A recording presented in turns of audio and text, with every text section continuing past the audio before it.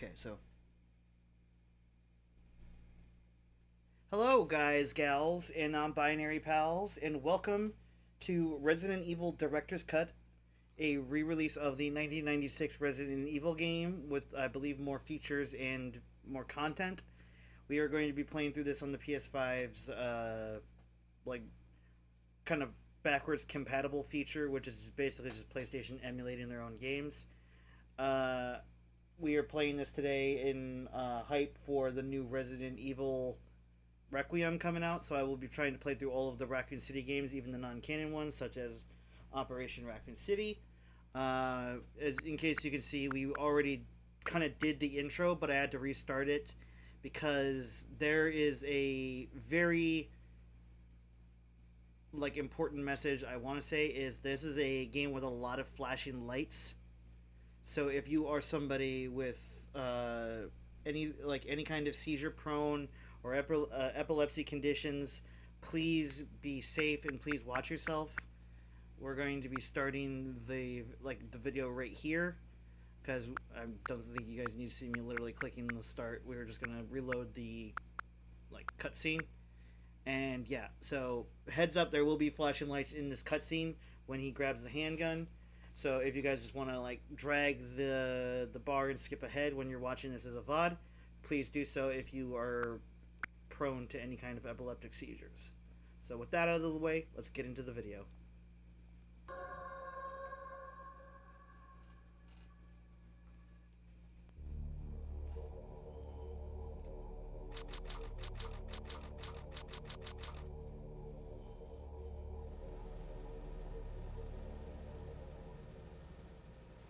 Alpha Team is flying around the forest zone situated in northwest Raccoon City, where we're searching for the helicopter of our compatriots Bravo Team, who disappeared during the middle of our mission. Found it? No, I haven't found it yet. Bizarre murder cases have recently occurred in Raccoon City. There are outlandish reports of families being attacked by a group of about 10 people. Victims were apparently eaten. Bravo Team went to the hideout of the group and disappeared. Look, Chris!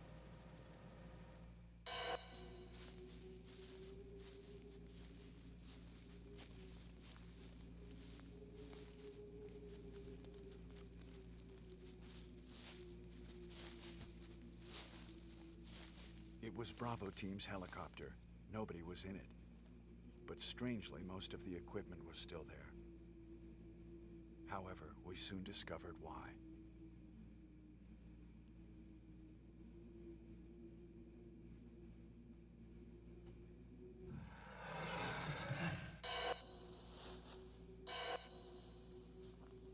Hey! Come here!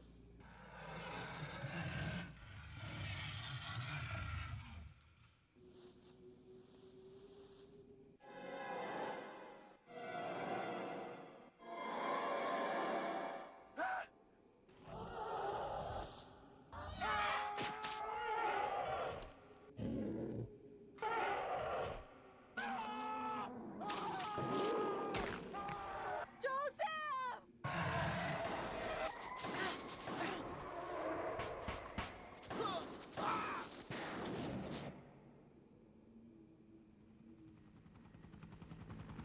No! Don't go!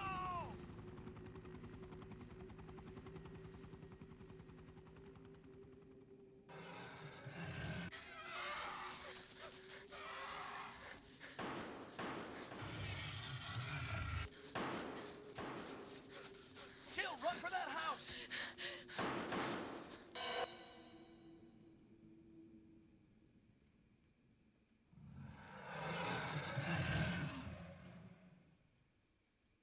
Prepare to enter the survival horror, you guys. Chris Redfield.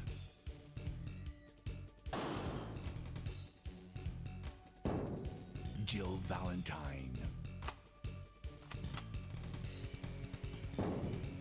Barry Burton.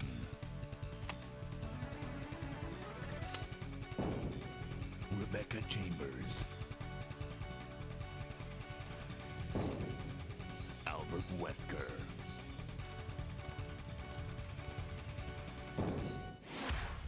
Resident Evil. They have escaped into the mansion, where they thought it was safe. Yet. What is this? Wow. What a What mansion. a mansion. This game has got excellent voice acting. Captain Wesker, I'm not harping on the voice acting. I legitimately think that this is some of the best voice acting ever. They capture the corny, like, cheesiness of, like, B horror movies that really inspire a lot of horror filmmakers who've made, like, A-list, like, legends and stuff like that. So, seriously, if you guys have never watched a movie or seen anything with, like, this level of acting, you are missing out, because a lot of hidden gems out there with, like, absolutely amazing performances that just bring lots of laughter and lots of joy to people, regardless of how it was intended to come across. It's absolutely worth your time. So seriously, go watch some great ones. Some great ones I could recommend are like Velocipaster. Let's see. There was another one me and my fiance watched that was great. Right now we're watching one called Meth Gator. It is very similar in acting levels as this. It's an asylum films. Basically, any asylum films are going to be really good. One of them was like the five-headed shark attack or something like that we watched last year. A lot of great, just terrible effects movies that just bring so much joy to us. So I highly encourage you guys to, if you have a partner, schedule a date night where you both laugh at how stupid a movie can be, and just have a good time and don't take everything too seriously. So yeah. where's Chris? Stop it. Don't open that door. But Chris is... Stop it! Don't open that door! Maybe it's Chris. Now, Jill, can you go? I'm going with you. Chris is our old partner, you know. Okay, let me handle this. Let me handle standing in front of a door. Stay alert. Aye, aye, Captain. Mr. Sunglasses at night and indoors.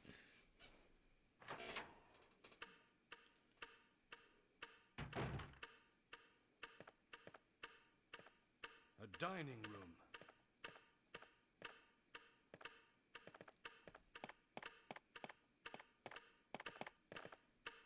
A dusty-looking grandfather clock. One of these things in this area look different. I can't remember if you push this.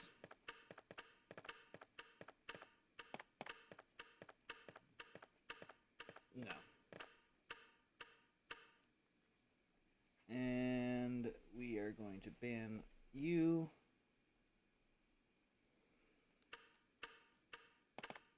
Don't fall for bots and scams like that, you guys. What? What is this? What is it? Blood. Jill, see if you can find any other clues. I'll be examining this. Hope this is not Chris's blood. Okay, we're gonna grab the fireplace emblem.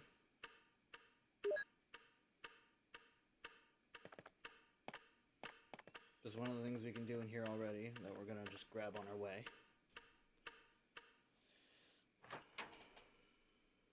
This is so iconic. Not this way, but it's locked from inside.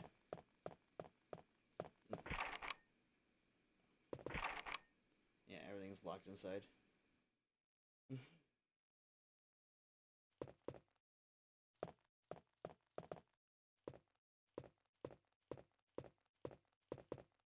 Are you making a reference to the Jill sandwich? But this right here. This scared the crap out of me when I was a kid.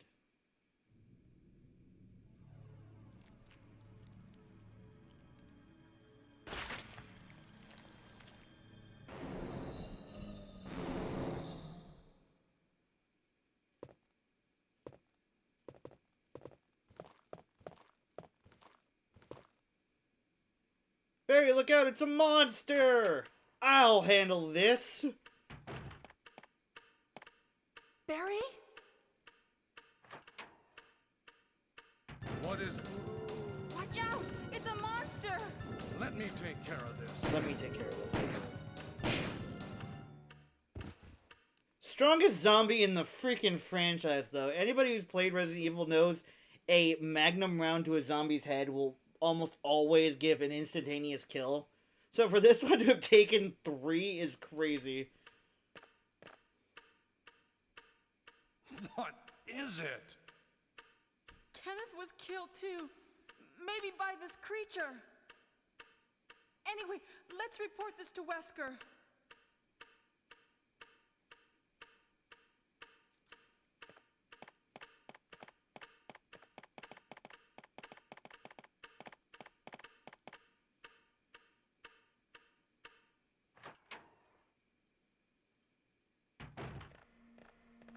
Wesker!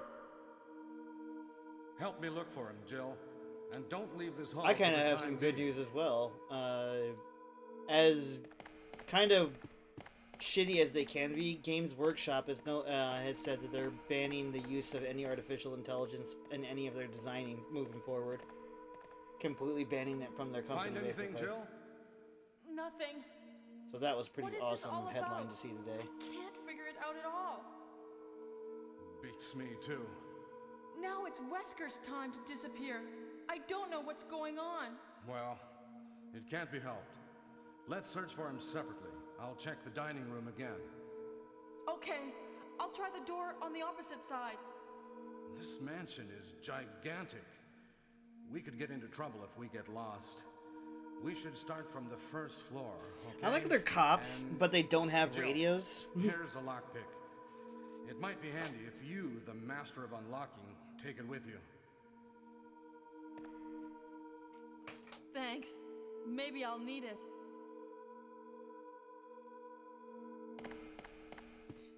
Hell yeah, good. Listen, if something happens, let's meet up in this hall.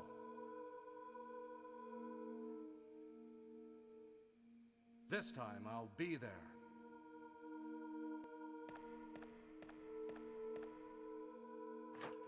We seriously need more of this franchise with Barry as the main character. I mean, sure, he's like a side character in this game, and he's a playable character in Revelations 2. But, like, I seriously think he's probably one of the most underutilized characters, because he's got a great character arc in this game, and it's just one of those things that you just don't see really get utilized in any, like, clear way.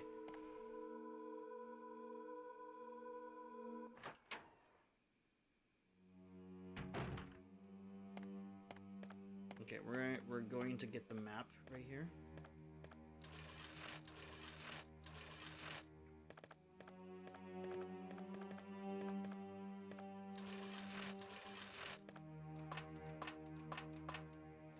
I'm doing okay today. Had some more incidents that kind of happened with my grandfather, the one who I kind of help look over, who lives with the family for dementia, and yeah, it's not getting easy anytime soon.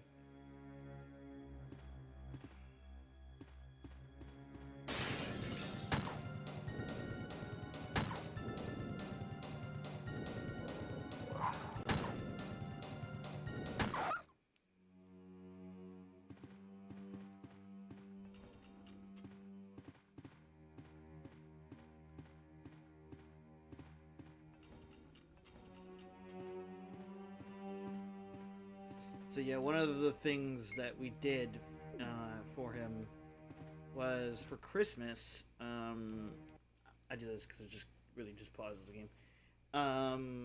He asked for fish, like not for food, just for fish. Right? He wanted something in his room that he could kind of watch and look after, and it's just how he is. He likes he's always liked aquariums and like nature documentaries. So initially, Dad thought nothing of it. So Dad was like, okay, that's easy. I can do that for you. So we got him got him a lot of goldfish, like 40 something goldfish, because they're like it was like Christmas and they were like clearancing out a lot. Well, not clearancing, but they had like a lot of sales on their fish, and they had a lot of fish. So Dad was like, okay, I'll just buy a gigantic tank that's capable of holding them all, and we'll get as many fish as we can fit in there, basically. And so he did, and the fish were going great. Well, as it would turn out, somehow my grandfather was able to sneak hold of the fish food, like the little flakes, right? And it was a 6 month supply, and it was gone within the month. We don't think he was feeding them because of the fact that like half of them are dead, and he didn't tell anybody. He was just throwing them in the trash and making the trash smell awful because we had fish in the trash. And so the thought is that he saw food and was just eating fish food. And so my dad felt awful because, he got those fish thinking that, Grandpa was okay enough to handle it. But so now my dad is taking care of the fish, and, it's hard. And my dad feels guilty because these are pet fish. They're not just something you just kind of scoff at because a fish. Some people don't think that they're valued or anything. But my dad was really upset because he loves fish as well. Like that's one of the things he inherited from his dad. He absolutely adores fish, and so yeah, a good quarter at least of his fishes had died, and he was just not telling anybody. He didn't understand how to feed them, nor did he understand everything. My dad would check in every now and again, but when we had so many fish that like when one dies, he would just throw the one away. When my dad goes through and just kind of looks at the fish, he's not seeing like, oh, like there's some missing or anything, like, or there's like them floating at the top or anything. He's seeing, okay, there's some might be in the little cave thing that we put in the aquarium, or some might just be like in hiding because fish do that, and thought nothing of it. So he didn't know until it was like, what is that like god awful smell? And then we kind of found out today, and yeah, it was not easy seeing my dad get really upset about that. And now he's, by his own kind of doctor's admittance, he's not really allowed to have any kind of responsibilities now. Like anything that would constitute responsibility of like over a living creature, he's not capable of anymore.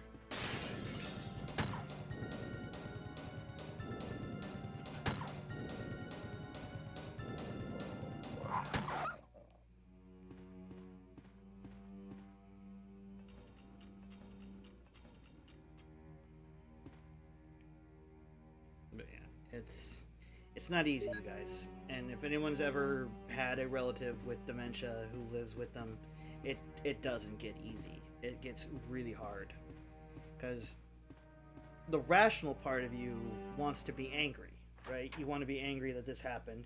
You want to maybe have a moment where you can just be like, why would you do it? Like, like, what were you thinking, kind of thing. But that won't work in this situation. So you have to just kind of take it on the chin and like internalize it in some ways. And that just makes it all the harder because that basically you're slowly losing this loved one. And it's really not easy, especially for my dad, because that's his dad. And that's his only parent he's got left.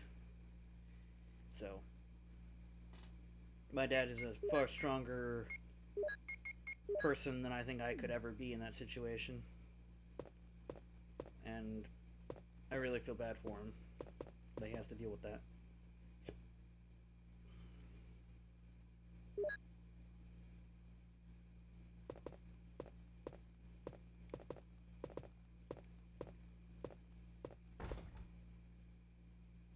Okay, that's an armor door.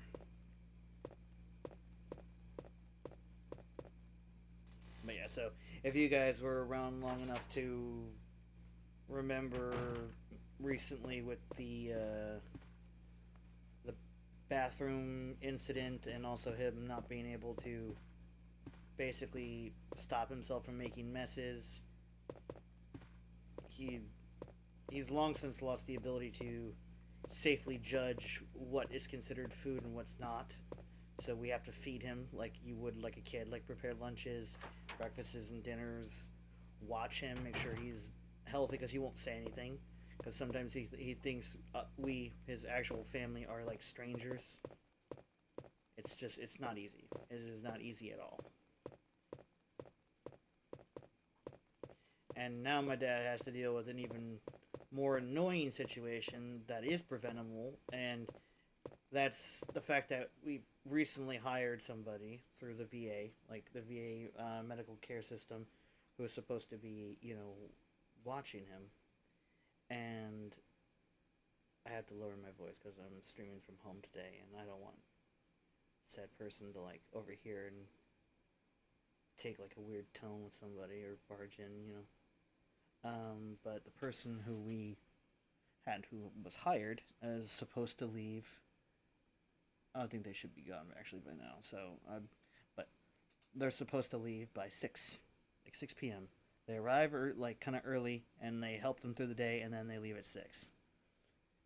However, this individual has been leaving at 4 and sitting out in their car for 2 hours using our Wi-Fi, and then leaving, just so that it counts as them doing their job technically, because they're still on location, and the GPS on their vehicle still monitors them being in the location. So now my dad is grappling with, well, now I need to report this person to their superiors, but also, like, this is the person that, like, watches your father, so, and it's one of the few people your father actually recognizes semi-frequently, and so it's a whole ordeal. It's not easy, but getting through it.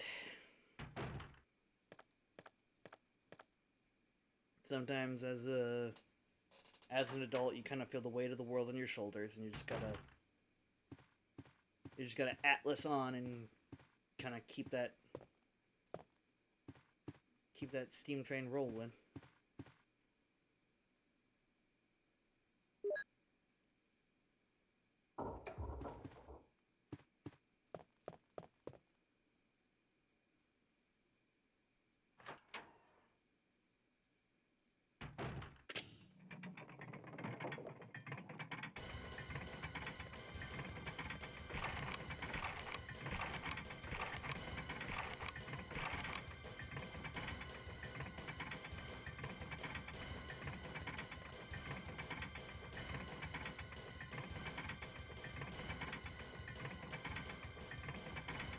Hey, what's going on? Jill? Is that you, Jill? What happened? Barry, help me, please. The door won't open. Quick! Stay away from the door, Jill. I'm gonna kick this door down. Hurry! This way!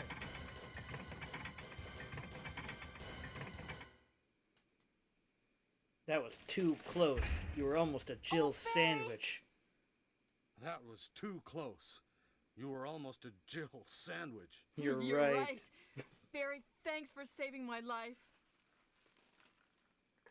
But Barry, didn't you say you're going back to the dining room to do some research? Why on earth are you here? I just had something I wanted to check. Now, let's get back to searching for the lost captain and Chris, shall we? That's where you cut in, like, K2SO from Rogue One. I find that answer vague and unconvincing. Thank you, Barry. Yeah.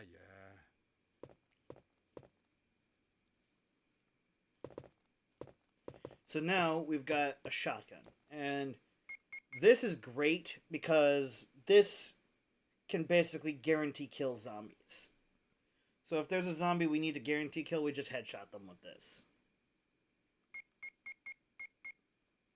Very OP in the early Resident Evil games.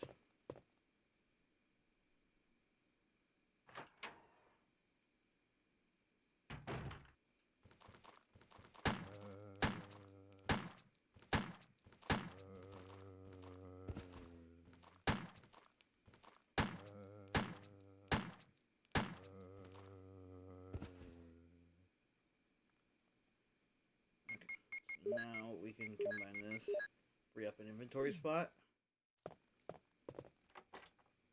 I unlocked it. Whoopee!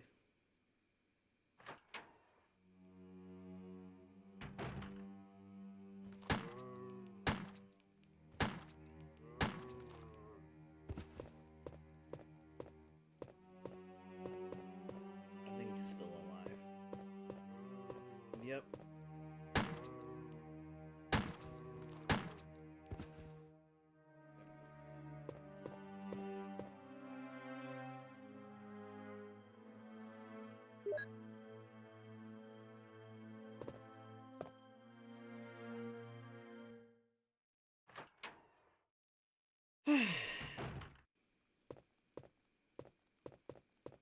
Here we are in our first save room.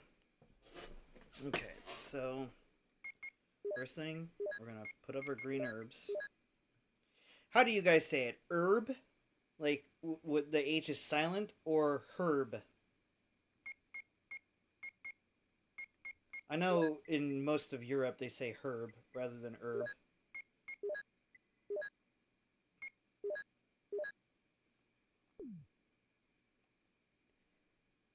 With a B. Herb. Herb. Like a cooking spice, almost. Also, whoever did the 3D modeling for this back in 1997, holy crap, you guys. I mean, sure, we've up-rendered this and all that, but, like, the file is still the same. Like, that's a pretty good Beretta magazine.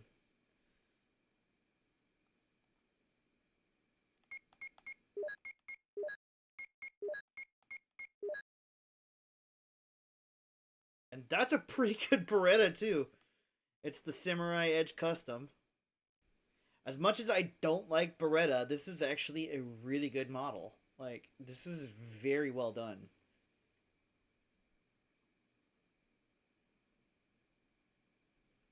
And this is one of the few, like, every other time it's been called, like, the Samurai Edge or something else, because Beretta is technically a trademarked name for the firearm brand manufacturing.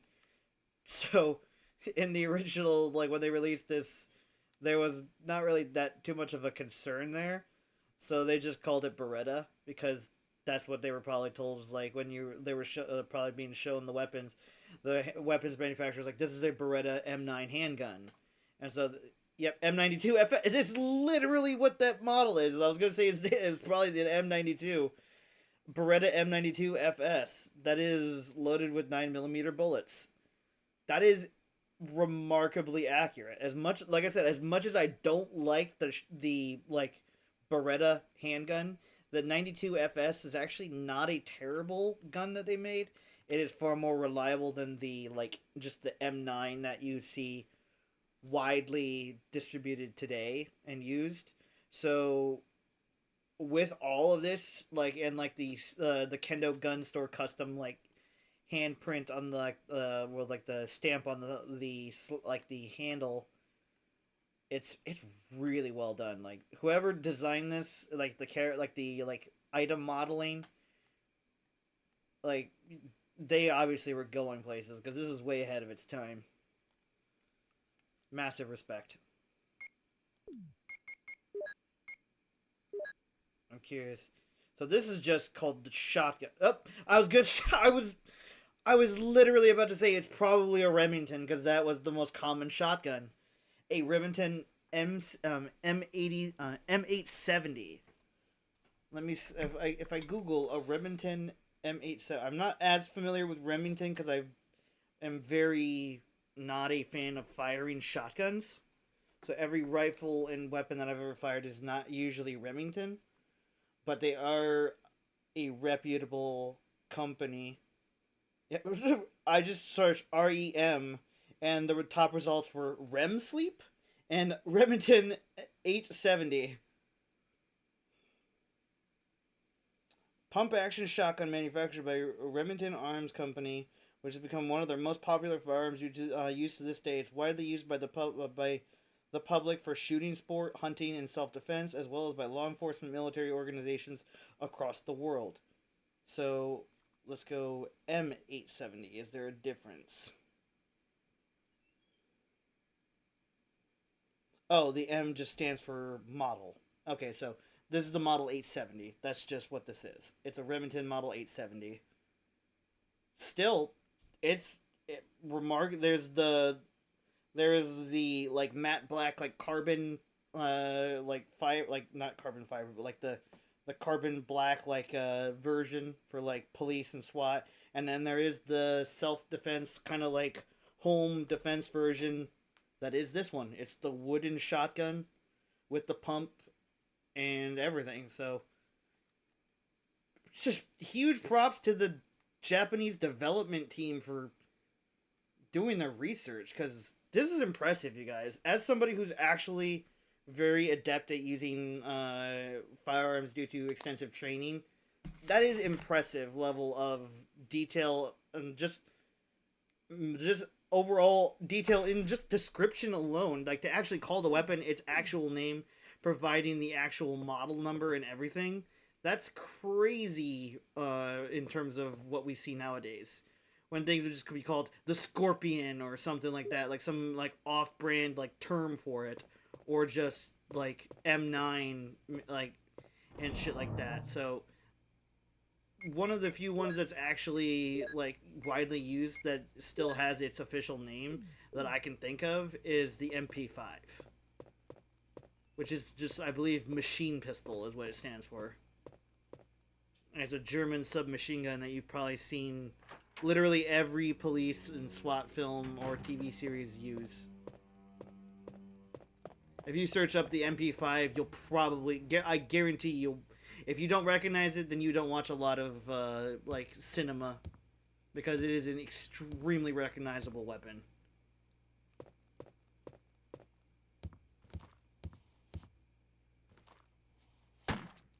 Oh, what?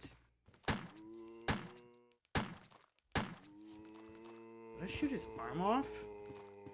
Did you guys see that? I think I shot his arm off.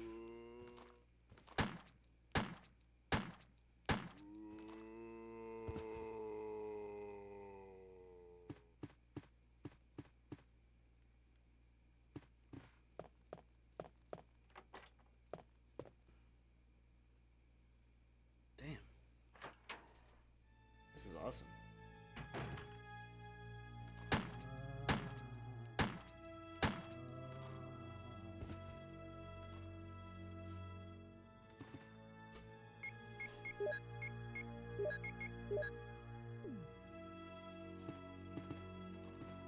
Also, weird nitpick in terms of the like verbal stuff we see in this game.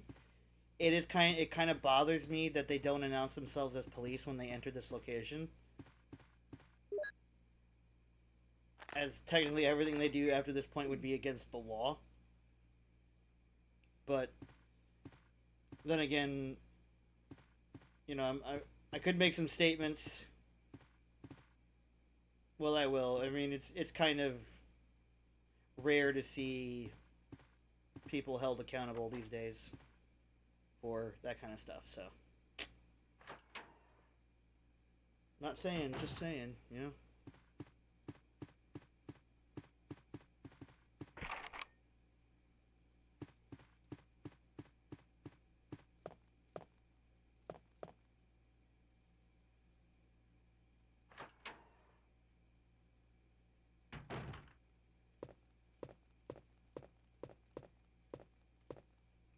Okay, so one of the things we need to get that paper, like, on the wall over here, is we need a light source.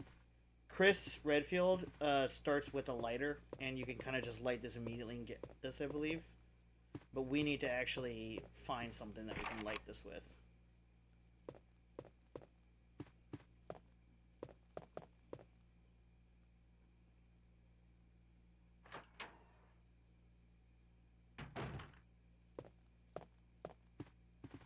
Also, the choice to set this in a long and winding mansion with, like, tons of narrow corridors and fixed cameras so you don't know what's around the corner.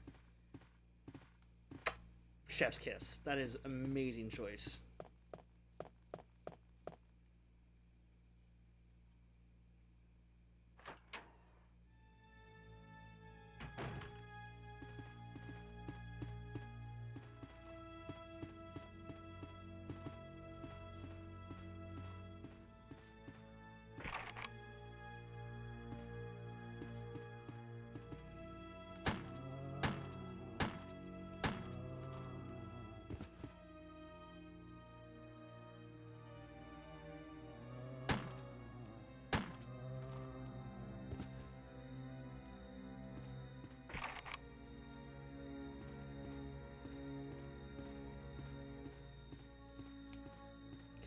You know, now that I'm thinking about it, I think even Leon in Resident Evil 2 Remake yells out, like, police department when he goes Barry! into the gas station. Jill, what's going on? Any clues? No, but something's wrong with this house. Maybe he doesn't. Maybe I'm misremembering. Whoa.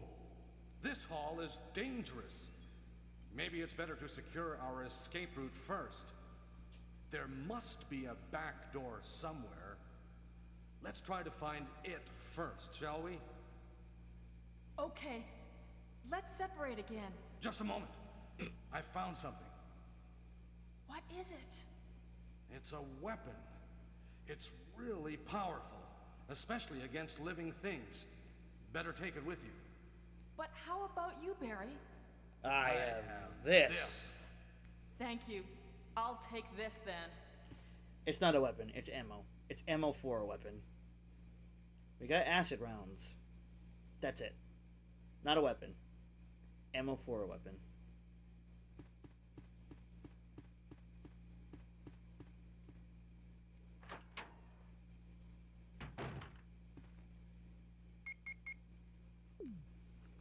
Okay, so now we need to find a safe room.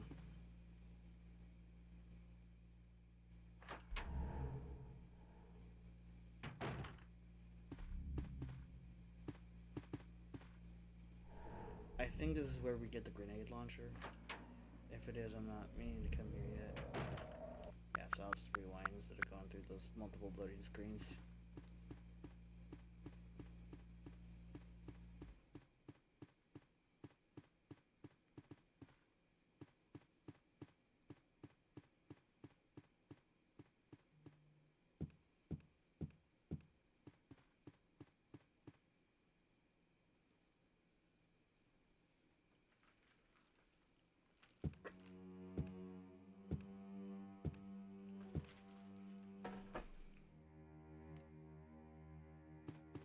I wish horror games today still did the door load.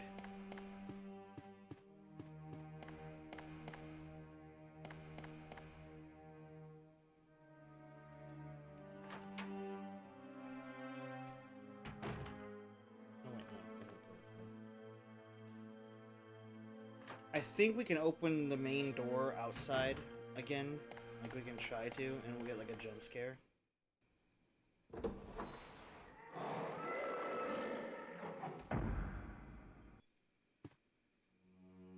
It's too dangerous to go outside.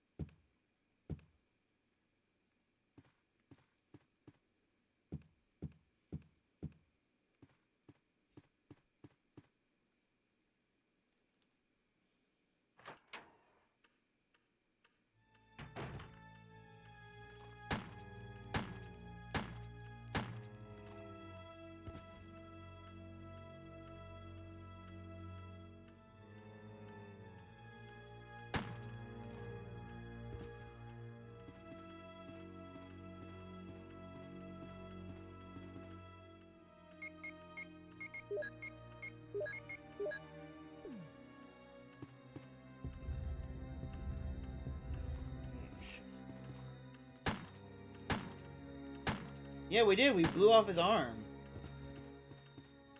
That's dope as hell. Gosh, dude, die.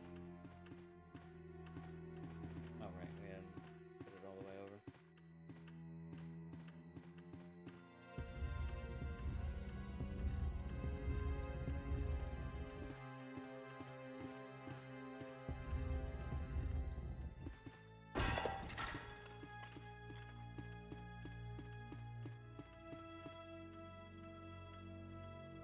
Okay. So now what we're doing is we're trying to find a... Oh, scheisse. Well, We're gonna use a shotgun here.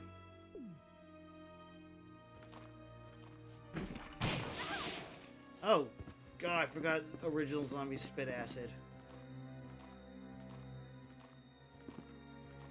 Are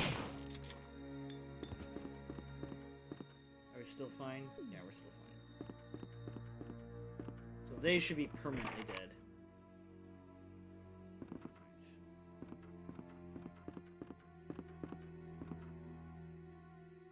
On a marquee panel, you don't know the panel number. Alright, downstairs.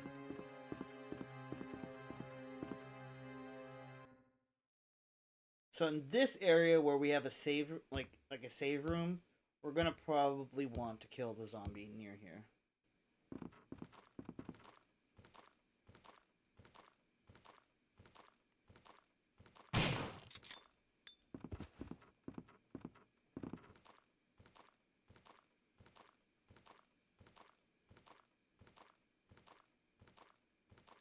Come at me, Scrub Lord.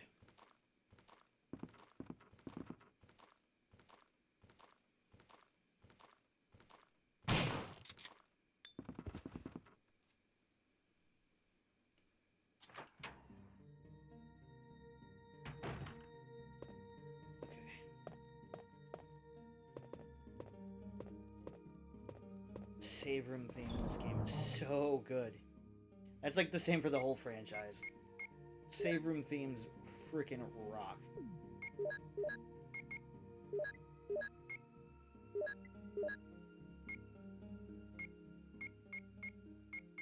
Actually, let me grab the emblem real quick. And I want to check it. Maybe that'll give us something. What kind of descriptor? As a scratch, someone may have used it. Alright, that's just a hint. Okay. Then I don't think we need it on us for now, so we'll put it up. Oh, no. Ah! Forgot about all of it. Alright. Oh, we need the chemicals.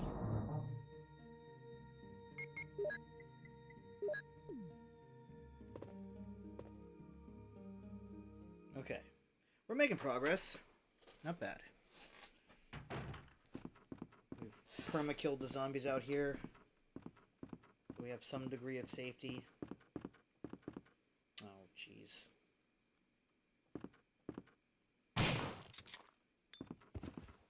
Alright, now we have some degree of safety. It's locked. Carving of armor. I believe in here is the plant room? Oh. Well, hello.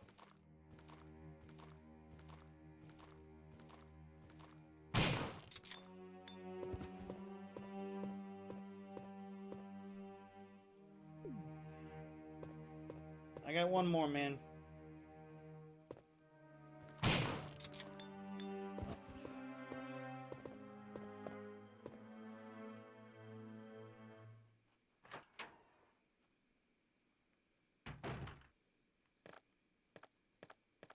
Oh, I believe this is the cat's... Yeah, the cat's eyes.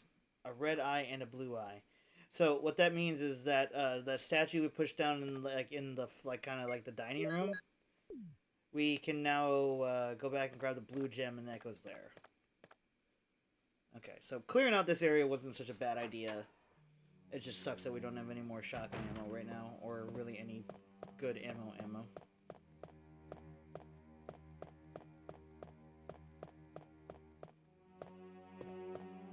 But, we do have all of these herbs.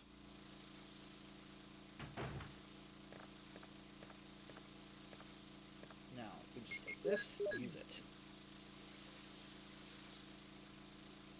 It kills this tentacle creature.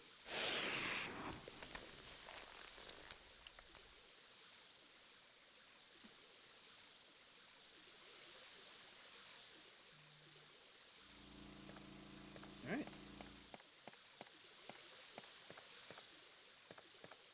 So, we are going to grab this. it's the armor key, but we're going to make it say that by looking at it. Just turn it around, press the X button, a carving of armor. Now it says armor key. So now, that on all the doors that have the armor symbol, we can use that. Not trying to sound condescending or like I'm like dragging you guys along here. I'm just trying to also provide context for people who might want to play these games for the first time but might not know a lot about their like systems in place or their features. So we can take this combine and will you mix these herbs? Yes, I will. Now I've got a full heal, I believe, is a red and a green.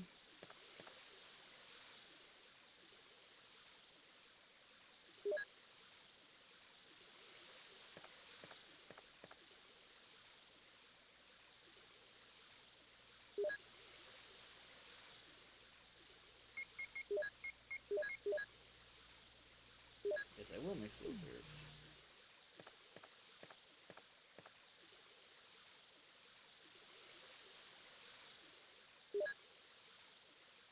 We'll have to come back for that other one.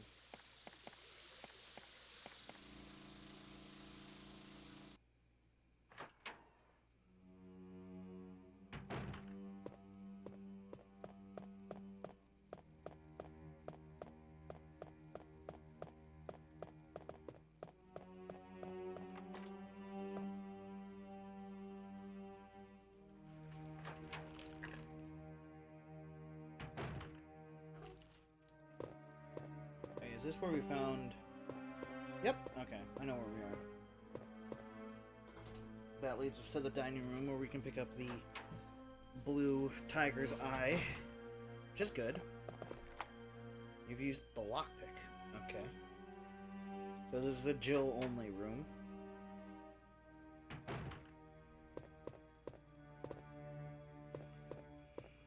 Nothing special.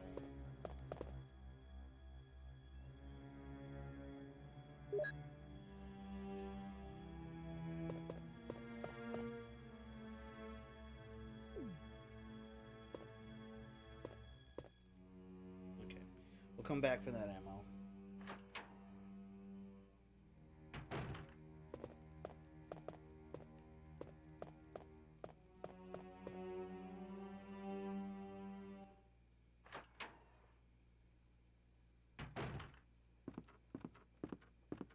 So around the corner under the stairs.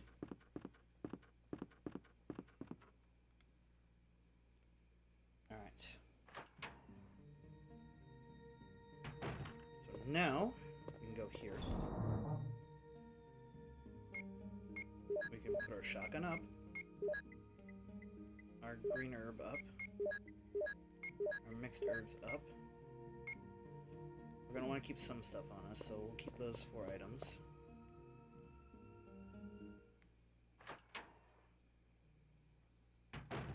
And we are going to create a save state here.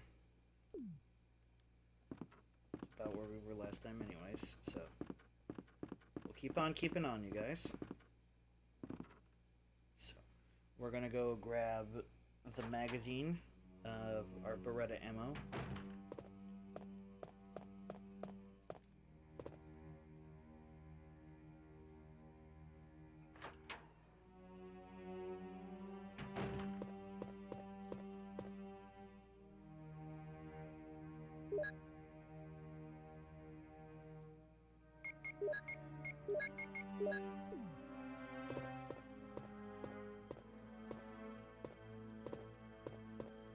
Oh, this is itchy tasty, I think.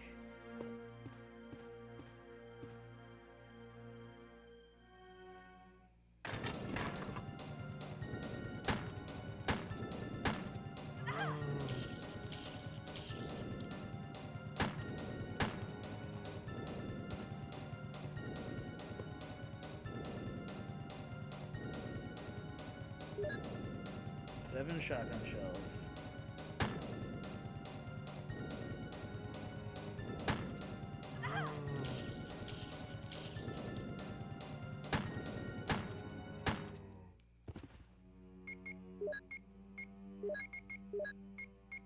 Alright, we're in danger, so we're gonna use the first aid spray. As much as I...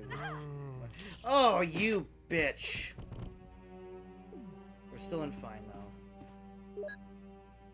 Keeper's Diary. At night, we played poker with Scott, the guard, Elias, and Steve, the researcher.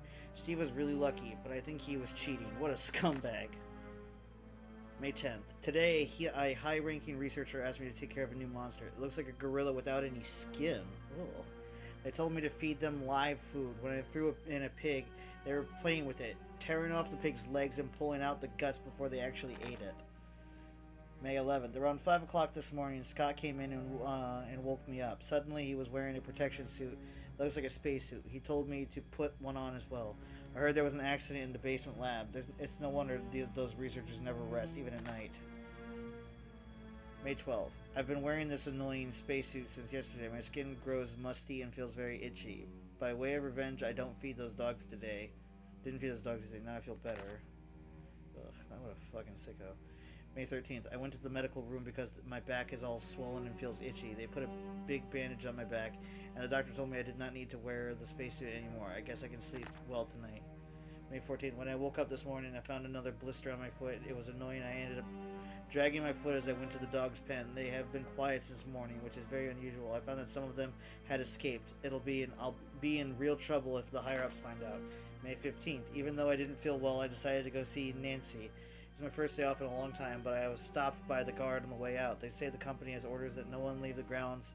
I can't even make a phone call. What kind of joke is this? May 16th. I heard a researcher who tried to escape from this mansion was shot last night. My entire body feels burning and itchy at night. When I was scratching the swelling on my arm, a lump of rotten flesh dropped off. What the hell is happening to me? May 19th, 1998. Fever gone, but itchy, hungry, and eat doggy food. Itchy, itchy. Scott came. Ugly face, so killed him. Tasty. Itchy, tasty.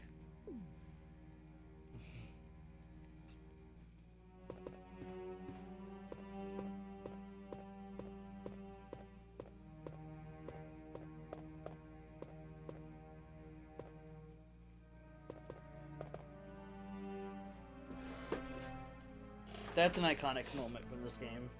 Just the closet jump scare, the itchy tasty diary just being like one of your first glimpses into what the fuck was actually going on here.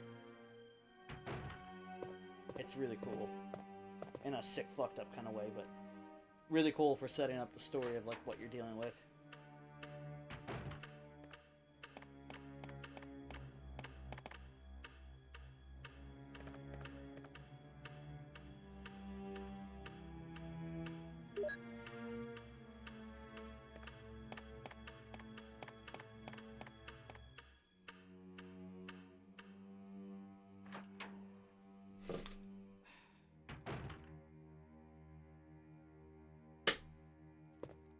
The bots today, I swear.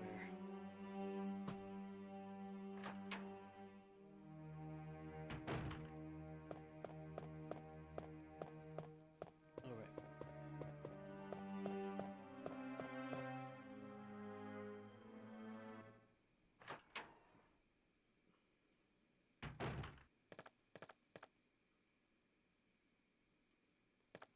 Oh, shit.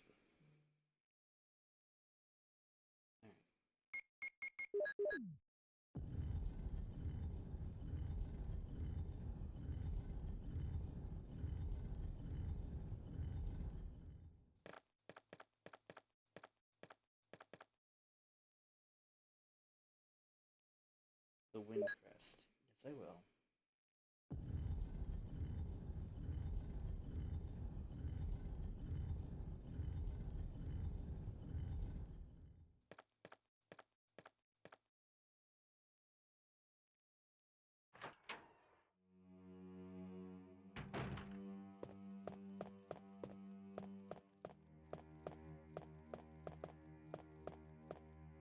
I don't think we have to go back there.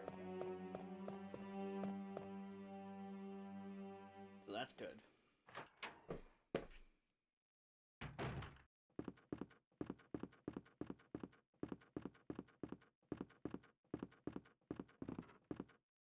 Drop our stuff off, grab our shotgun.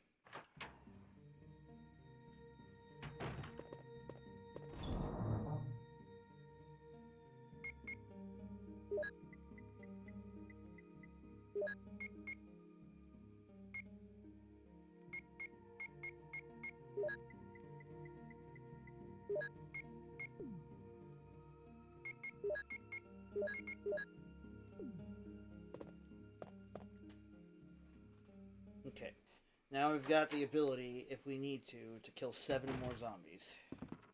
Which is pretty good.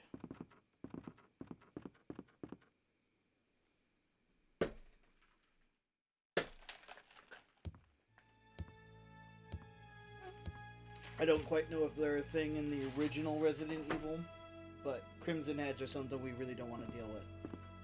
So that's why when we drop a zombie, it's usually best to perma-kill them.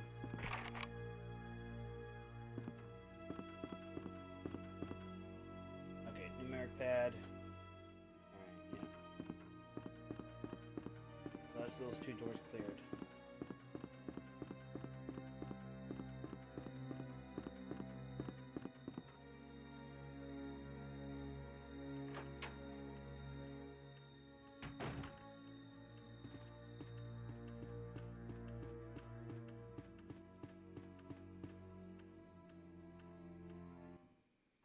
Let's go get the grenade launcher.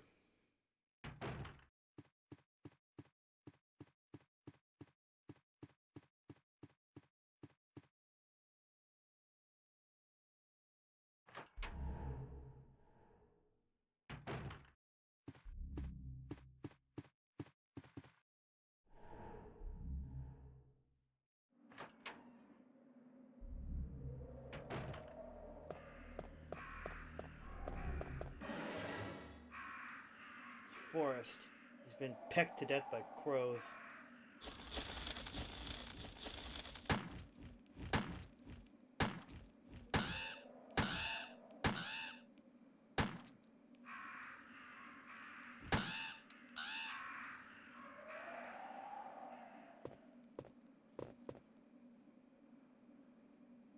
I avenged you, Forest. That, however, is vastly wrong. This is not a bazooka. This is an M32 rotary grenade launcher. Or some variant thereof. I don't know what its actual real-world equivalent would be called, but it is not a bazooka. A bazooka, like I said last stream I played this, is an an anti-armor weapon, whereas a grenade launcher is anti-personnel.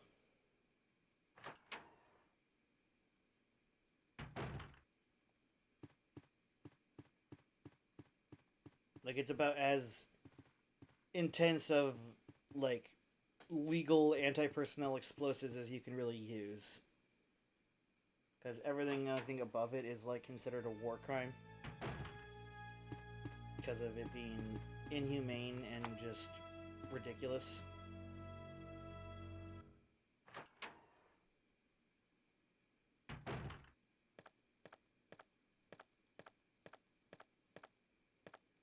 Two green herbs. Richard, what happened? Okay, we are going to load a save here. Oh, Jill, this house is dangerous. There are terrible demons. Ouch! You're wounded. What kind of demon attacked you? It was a huge snake, and also poisonous. Ugh. Poisonous? Oh no. Richard, hold on. There is serum. Oh no, I should have brought some with me. No problem. I'll go and get it. Thanks.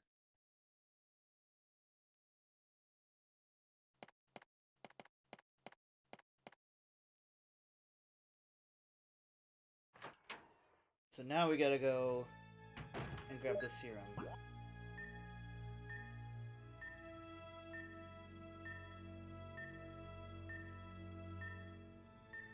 across the hall, through the door,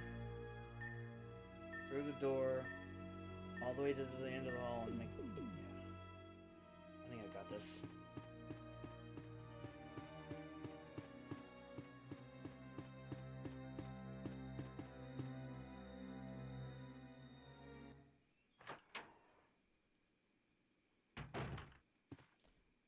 I went the wrong fucking way.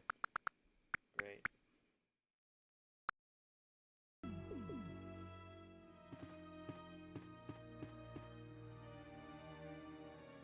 Like, don't worry, I'll go get help.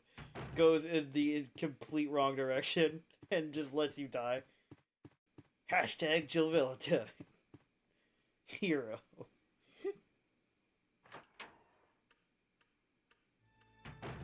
It is crazy to think that Jill Valentine's 23 years old here.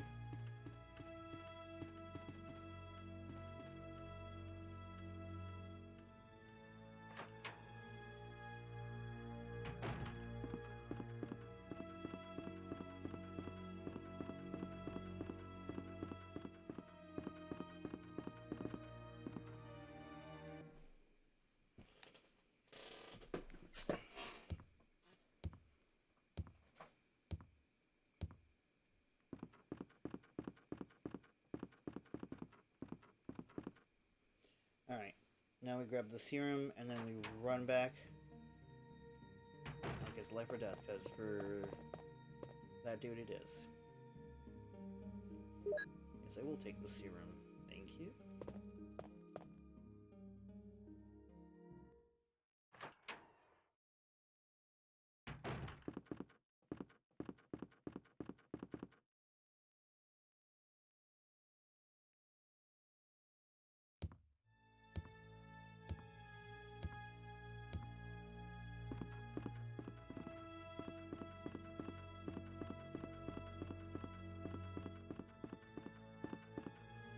And if you don't treat him in time, I'm pretty sure he dies.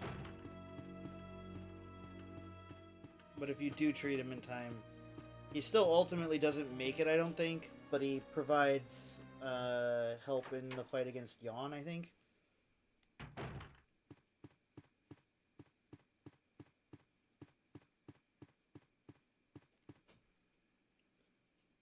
Did I just go the wrong way? I think I might have just went the wrong way. Yep.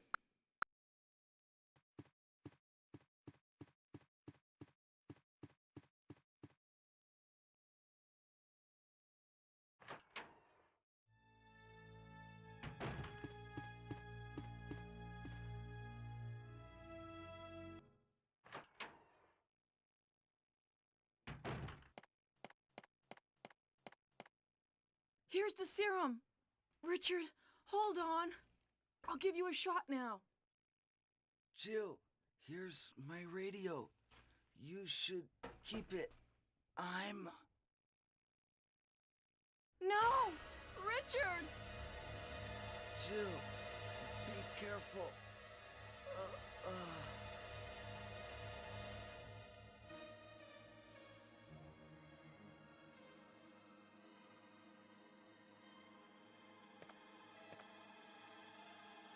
Richard is dead.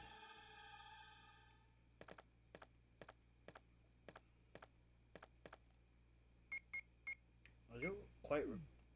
Oh, it's a radio. Battery is still charged.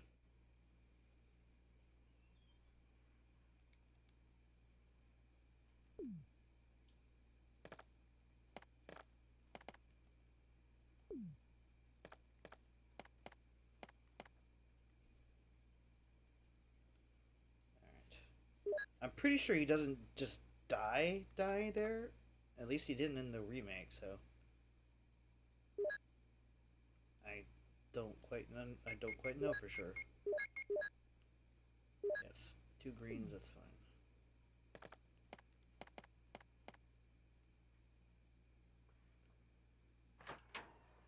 But I mean, the guy did have to deal with, like, not just... Oh shit.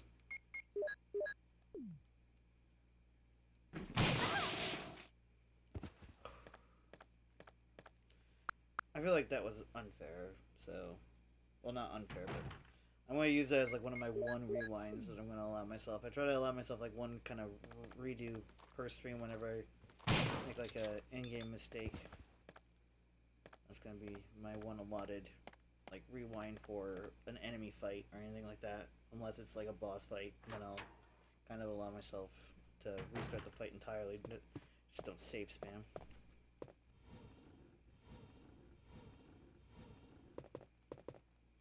What's this over here? An ink ribbon? Yeah. we won't take the ink ribbon. Because we've got a different way of saving, which kind of trivializes the ink ribbon system.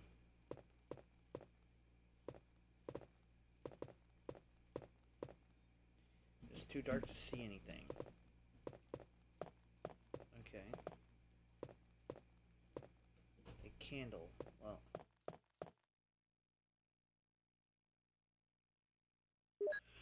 I mean, yeah, sure. I'll take the clip.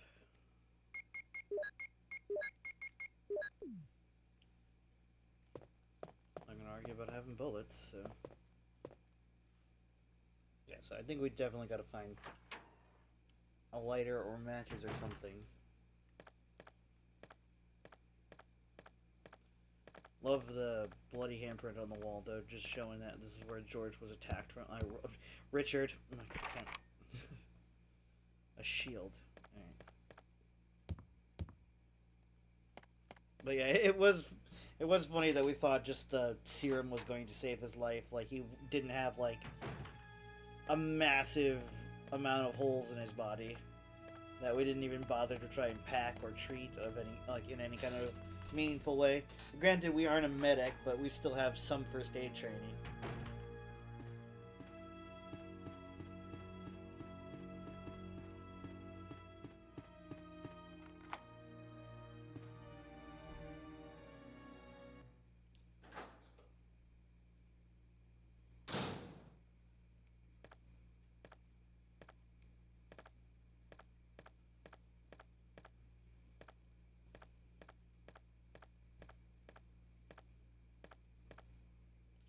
Something can be seen in the showcase. Okay. I think we push this one.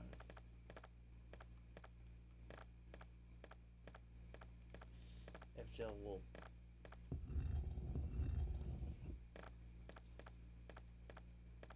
Because, hang on.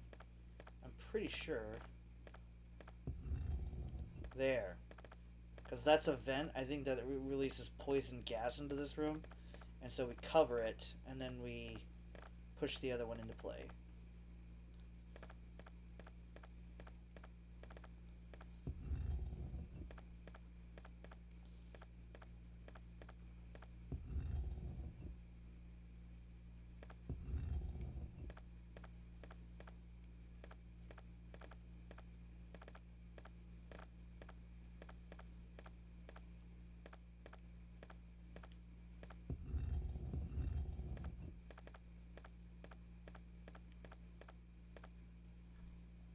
There's a switch. Will you push it? Oh, shit! I'm supposed to push this one over there. It's two gas things.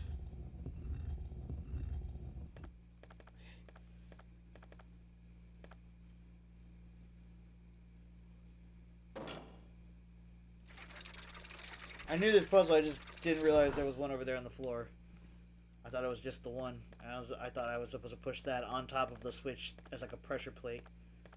So I have had it. The sun crest. So we got the sun and the wind crest. Alright. Dope puzzle, by the way. Like, I love this game's puzzles.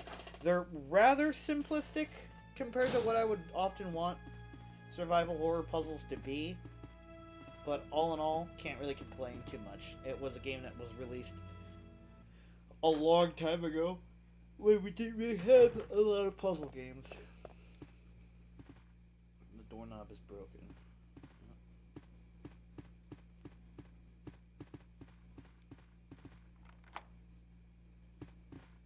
Also, low-key, I absolutely adore the oversized shoulder pads and like baggy pants on Jill Valentine. One of my favorite game costume designs, like the beret, the shoulder pads, the black boots that go up to the ankles, the gigantic poof outwards of the pants, like all of it is just so 90s. I love it. It's like all the shit the 90s thought was cool, and it's just, it just so encapsulates this game into when it's supposed to take place. The lighter! There we go. Lighter of lighter! Woo! We got a lighter of lighter, you guys.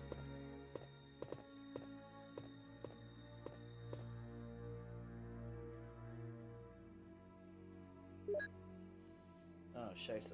Okay.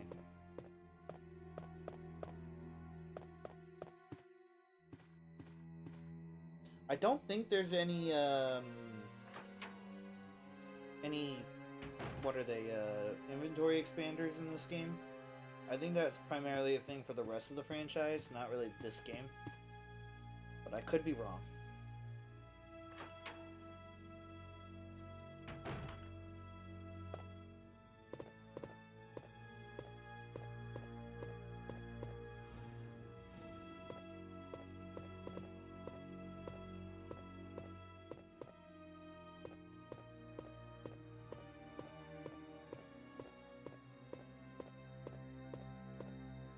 There's something at the back of the shelf. Alright, I guess we pushed it the wrong way. Oh, yeah, we pushed it the wrong way.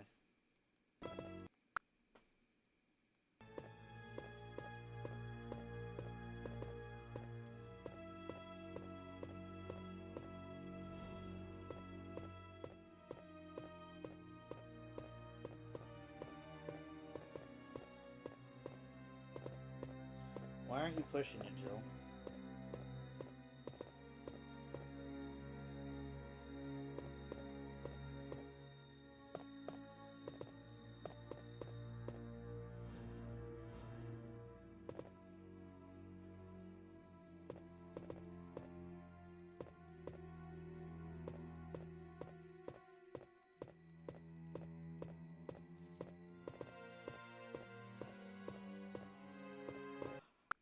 Oh, I see the puzzle. I see the puzzle. I see it.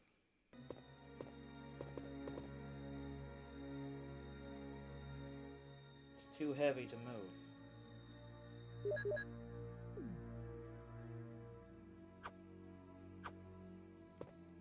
Oh, okay.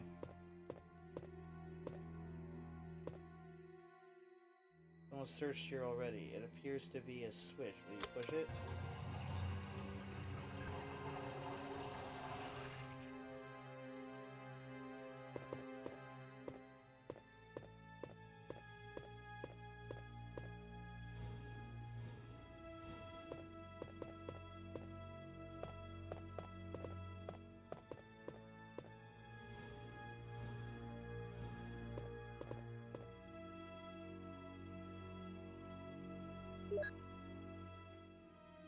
Alright, we got grenade rounds here.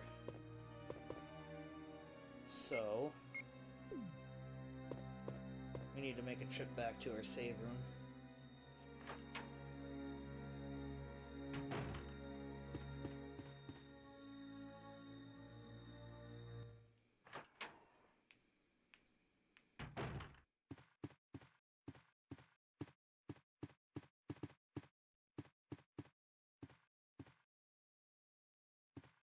Also, appreciate that she runs with her knife in, like, downward stab position. As if that's as if this is the gesture you want to be making towards yourself. Like, it's a reason they say don't run with, like, scissors and don't run with blades.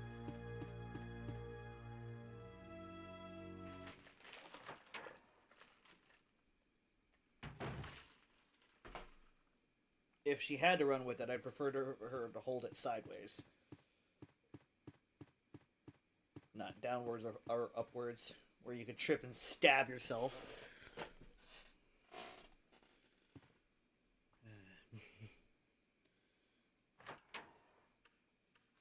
Then again, those are some small nitpicks.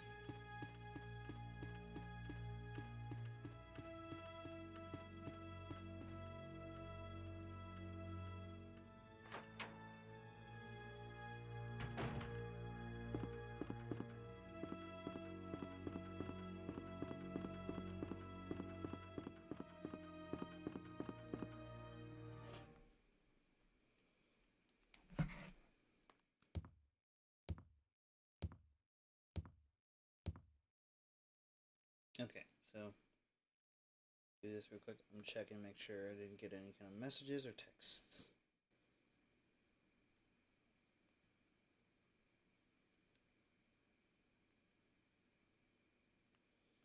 Bit of a compulsive habit I've developed ever since I was live while some loved ones were hospitalized. It's a little bit of an anxiety thing, I guess.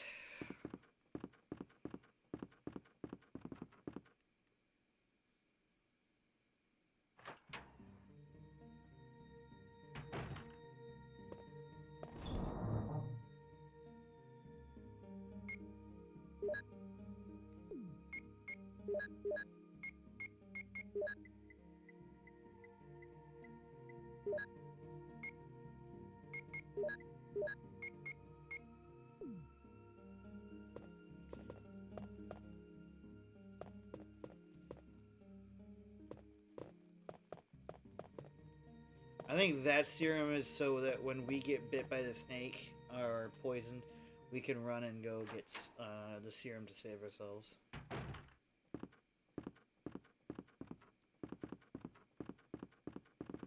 Which at that point, it would just be an antidote.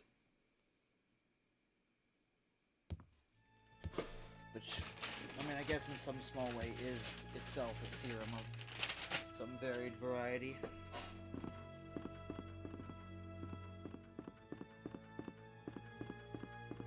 Hang on a second.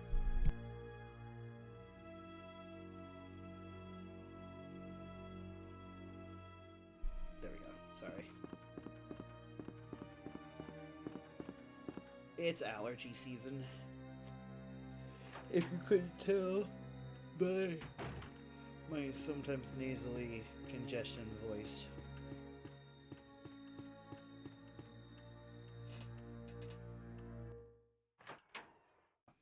Well, to be fair, right now my state doesn't really know what season it is because it's one day it's hot and sunny with flowers blooming, and then it's rain, and now it's a snowstorm, and then it's gonna be back in like the 70s. It's like, okay, we're in like a fucking crazy situation right now. It's like we're experiencing all the seasons in like a week. Spooky doors indeed. How does the moon side of the princesses do today? Dope stream, by the way, earlier. It was really cool seeing you play card games and watching you kind of geek out about something you like.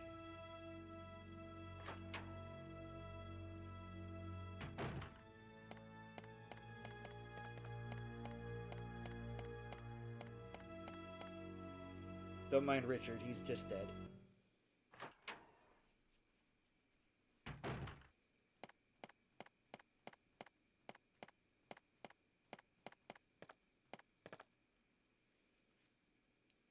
So now that we've got the lighter, we can do a couple of things.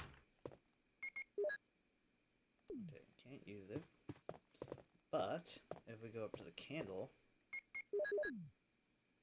there we are. Nice and bright.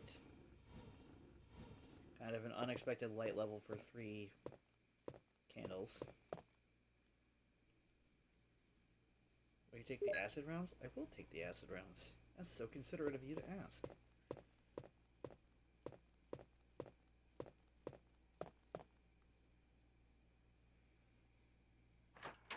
I forgot how generous the early game was with grenade ammo if you explore enough.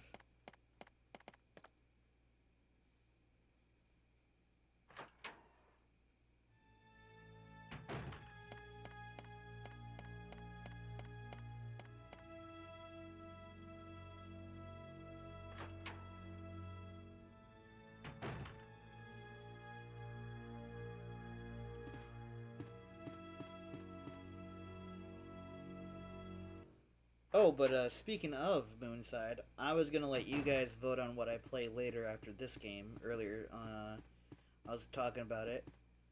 I have the option of playing a game called Ico, which is a game that is connected to Shadow of the Colossus and the game The Last Guardian. It's like a loose trilogy of fantasy games. Or I can play Silent Hill 1 on my PlayStation.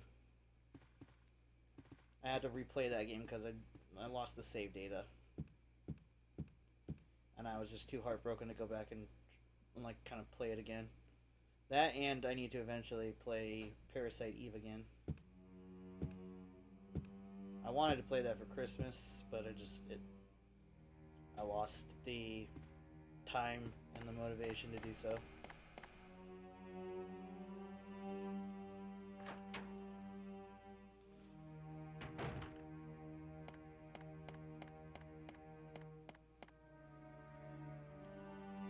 Yeah, I gotta fix my hair. My hair's crazy today because of the constant weather change.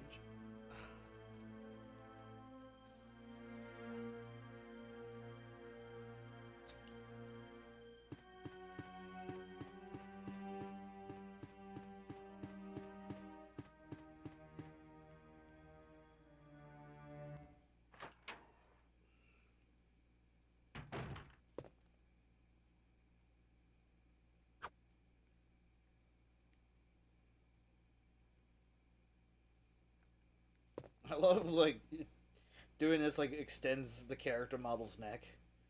Like, Jill got neck on her. Like, Rilla's, like, 20% neck.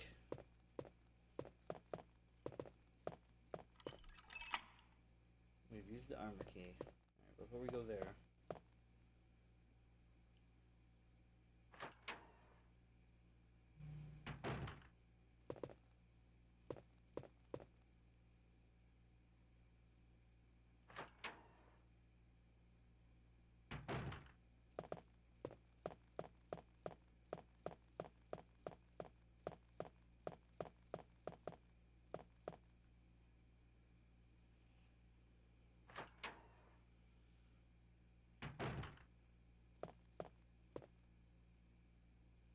One of these areas has that map we were wanting to get.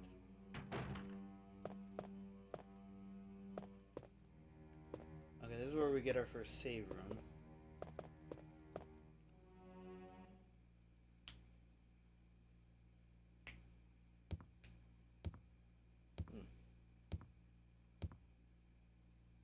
It's weird how many different ways you could snap your fingers.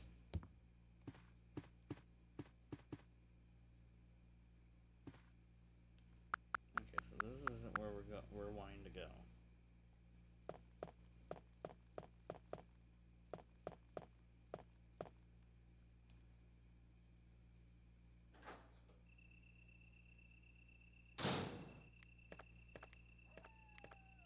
Oh, okay.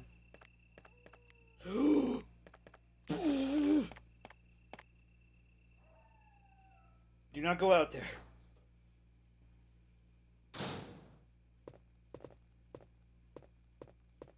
I have no idea why that dog didn't aggro.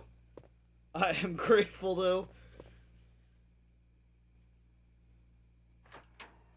That is like the scene in the first semi-decent Resident Evil movie, like where they're in the hive and like they see the dog and are just like, oh no, and then just see that it's a Doberman and it's got like the zombie rot on it and it's ready to attack, but there's like that moment of calm before it charges.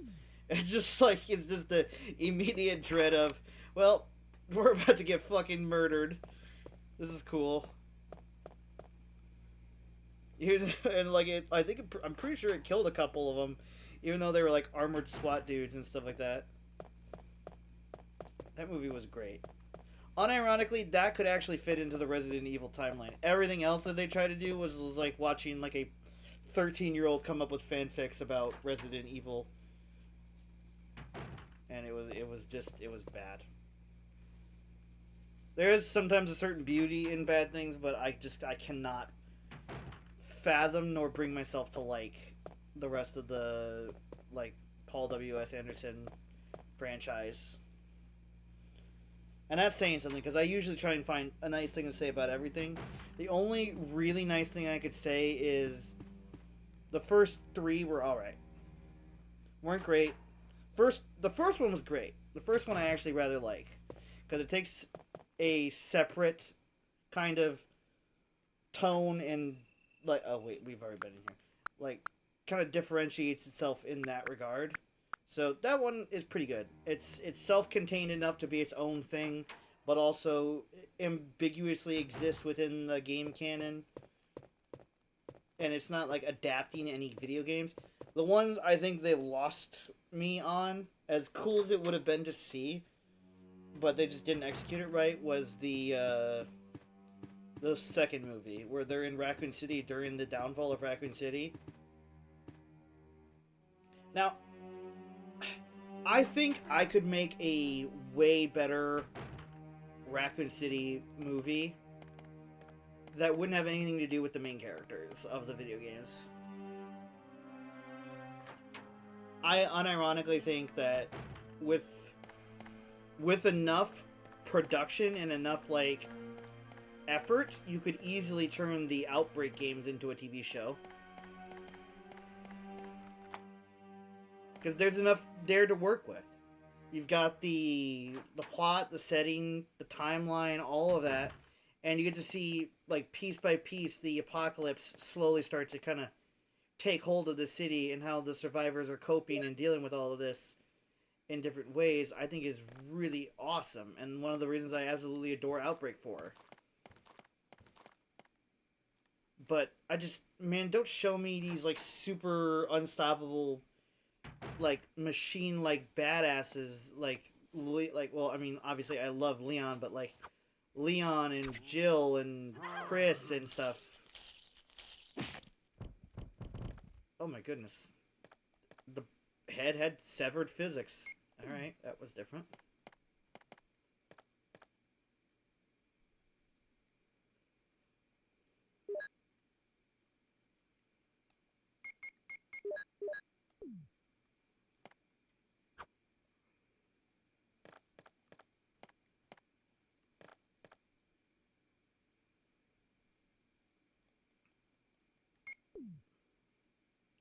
But yeah, I just, when you make tie-ins and films and like novels for your franchise, just don't make them retellings of the games, because the games have so much time with the player and it becomes personal for your player. So your key audience feels like they have stake in this, right?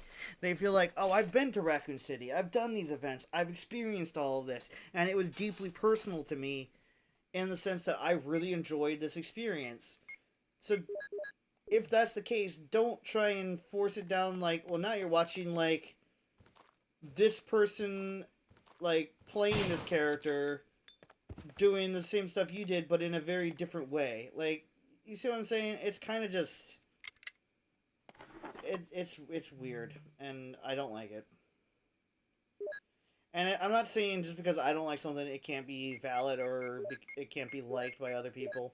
I really struggle to genuinely find a reason that those movies should exist other than Paul W.S. Anderson, like, really loves his wife and puts her in all of his movies.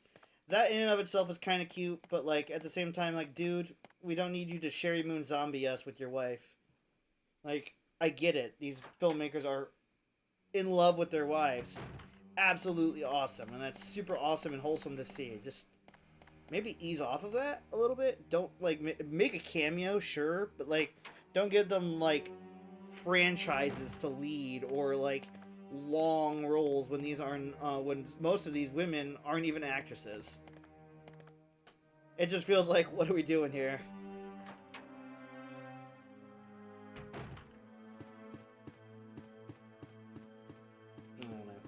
Again, weird thing to complain about, I know, but I have gripes, and this is one of those platforms where I can kind of air my gripes and grievances in a semi-healthy, kind of open way.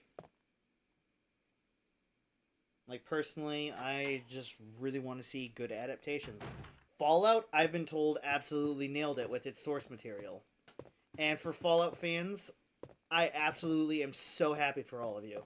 Right now, they keep advertising that the show is in New Vegas, which would be awesome to see again, but I don't know if I want to see that without experiencing all that Fallout has to offer and playing all of the games for myself. However, like, that's super cool for the fandom that this show is canon to the games. That's what Bethesda has said, and it's not retelling any of the games. It's just a canon, like, additional source material. That is really genuinely cool. because there's so like what Bethesda of all studios knew, like what they knew about Fallout in its extended universe is there's so much to do with Fallout. Like, you could tell 100 stories in Fallout and still have stuff to kind of mine and to like bring up and show. You could go with like what Fallout 76 did and do like early apocalypse. You could jump way later in the timeline and see like humanity starting to recover and actually building ecosystems and voice and stuff like that you kind of see in Fallout 4 and all these other things. It's just they knew that there's so much story to be told in this world, and that is really admirable from on their part.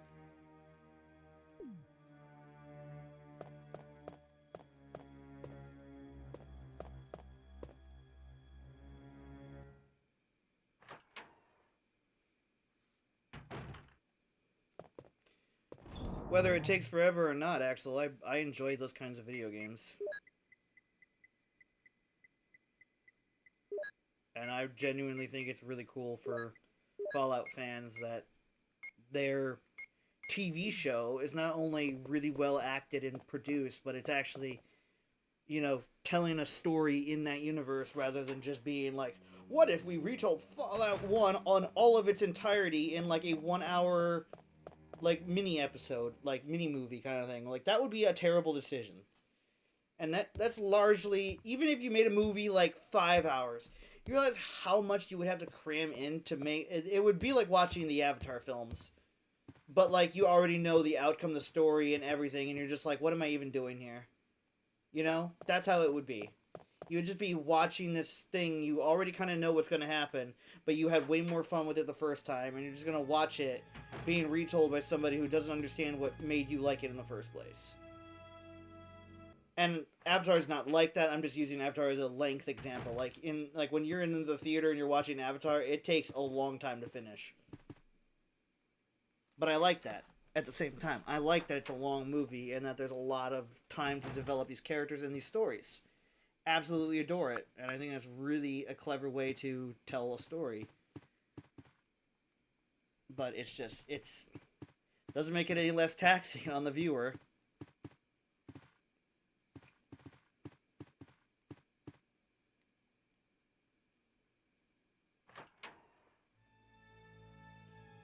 The only thing I don't like about them going back to New Vegas, apparently, is to tell their story, they made one of the endings now the quote-unquote canon ending. And it is one of the worst endings, in my opinion. So I was like, oh, okay. I mean, I kind of like when you guys left it ambiguous. Like, you could have just been like, so much time has passed, we don't really know what's going on in New Vegas anymore. I would have preferred that, personally, but not my universe, not my story. You know, I guess in the end, the house always wins, and the game was rigged from the start.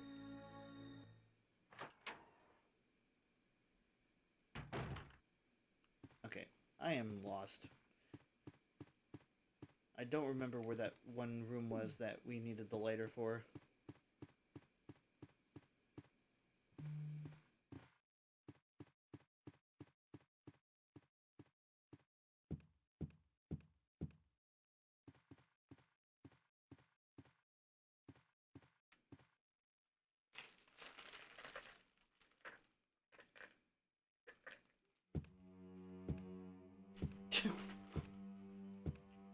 I unironically, legitimately saw somebody use that line in a ad on YouTube, and I nearly like spit my drink out. I'm like, did they really just Todd Howard this product? Like that makes me good. Like that's gonna make me trust it. Like I haven't been burned by that before. It was for a video game product too, and like part of me was like, they had to be some level of self-aware that that's what they were quoting. It just works. Like, it does not just work. It does anything but work.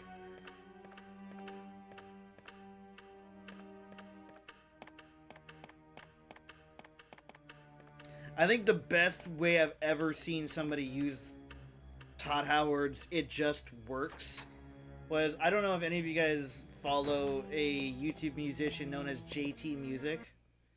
He's got a song for The Outer Worlds, which was made by Obsidian. And one of the lines is like, "You got a lot to learn from me.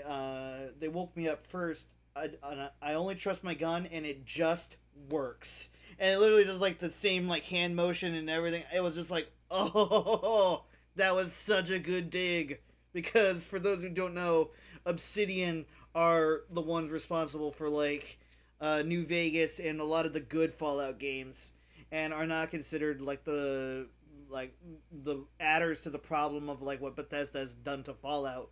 So at the time when the only marketable like enemy that they really had was Fallout 76, that was such a dope dig. Like, hey, I only trust my gun and it just works. I literally was like, what? Like, you ever see that meme of the guys going, oh, like fall, like that, like going crazy? That was how it felt. It was like, oh, shots fired. That's awesome. It was great. I loved it.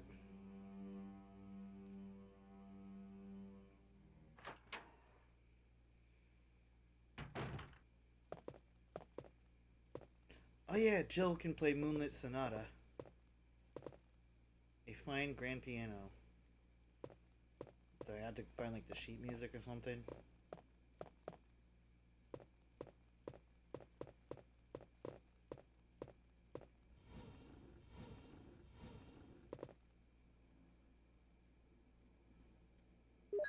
Yes, I will.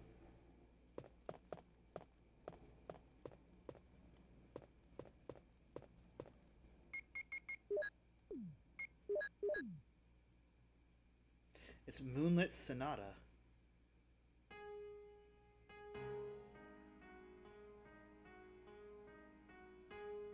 She's playing that while holding a shotgun. Holy shit.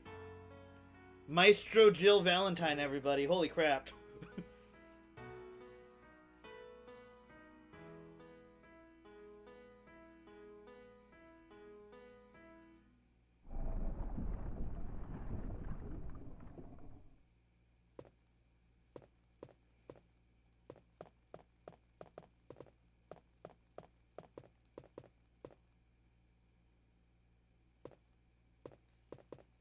Then that might be what it was for.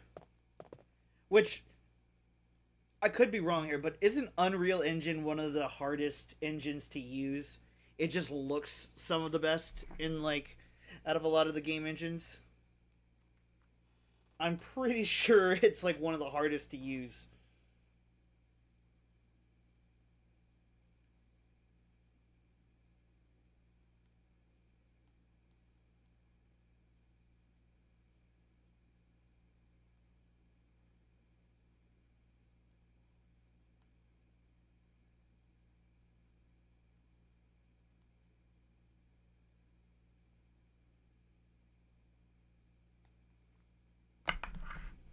Sorry.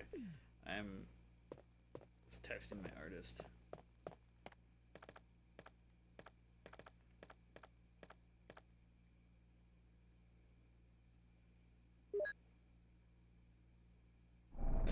Yep, I remember this. I was gonna say, wait a minute. So we gotta come back here with the emblem we got from the fireplace.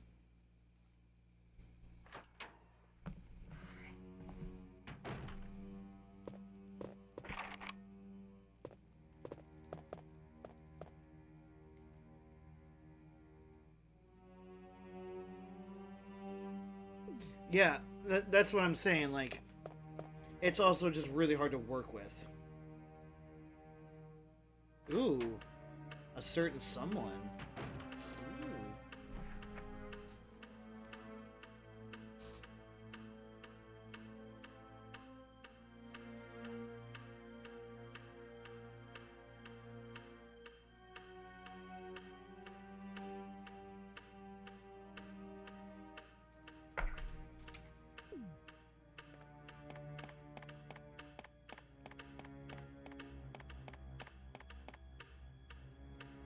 Spill the tea there, girl.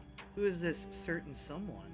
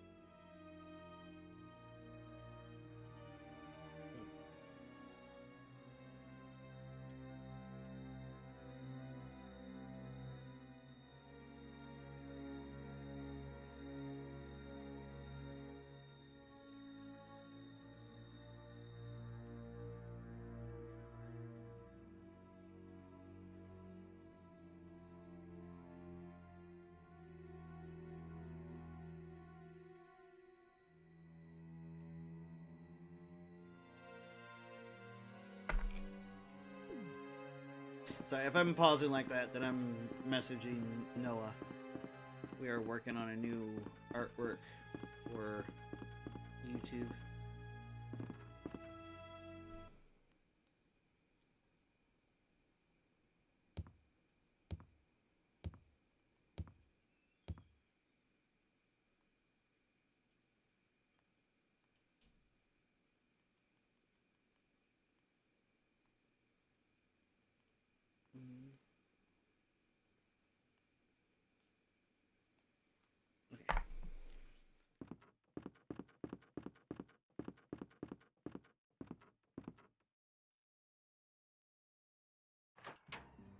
Alright. Have our character here. I gotta quickly find some references for my artist, so I'm going to mute the mic and just hit the BRB screen. Enjoy the music. I will be right here though.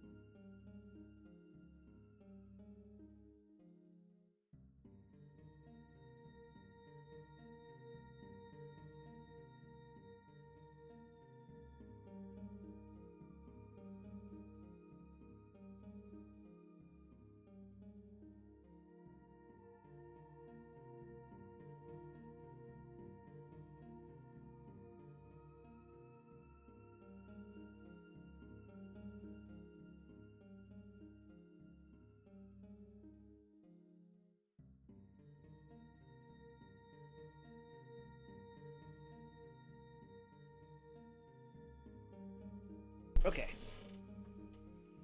I think that's good. Okay, so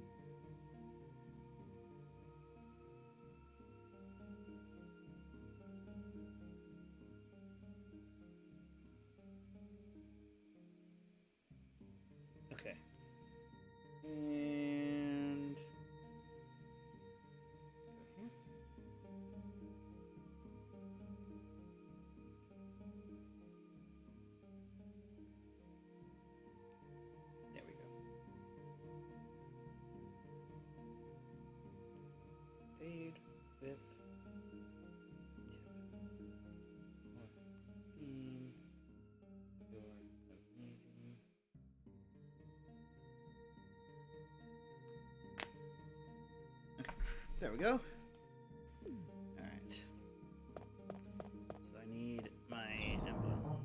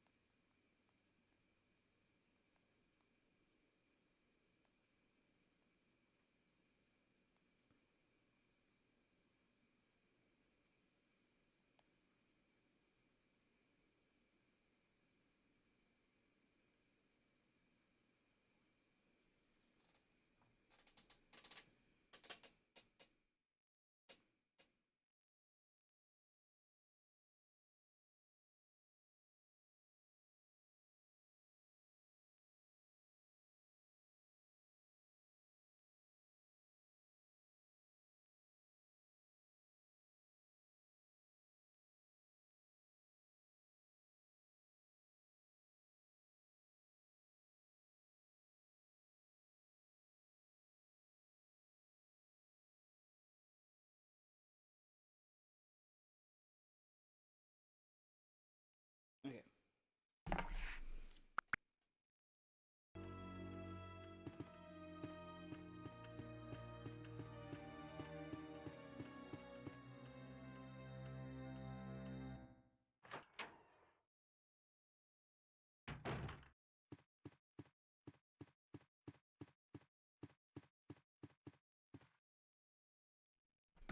Okay.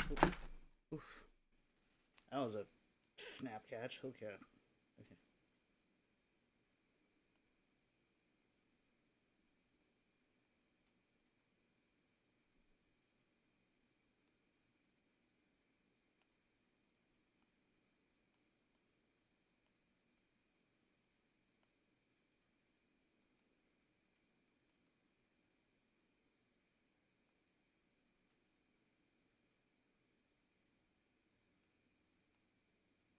Russian.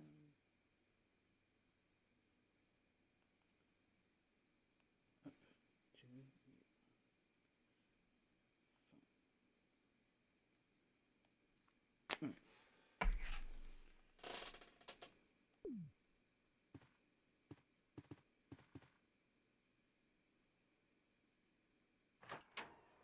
I think I went in the wrong door.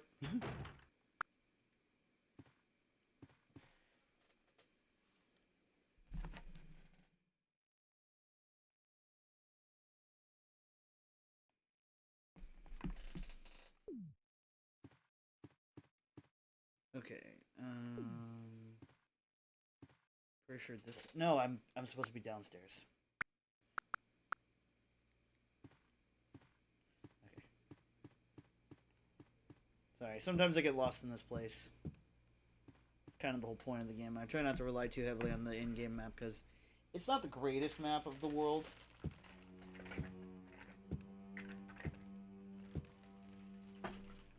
And I think I only have the map of the first floor, anyways.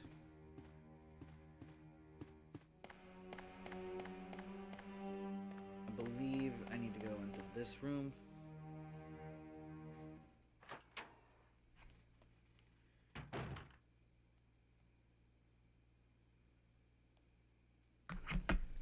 Jeez, Jillian, you can look a little less annoyed that I'm taking my time with this.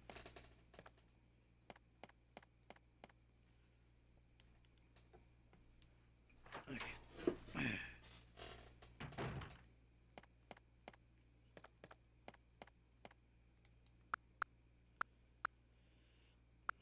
Okay, so I guess not in that area.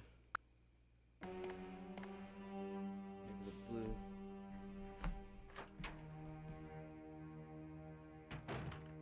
Oh! That's where I went. I'm an idiot. Wait, is it? Or am I spacing? No.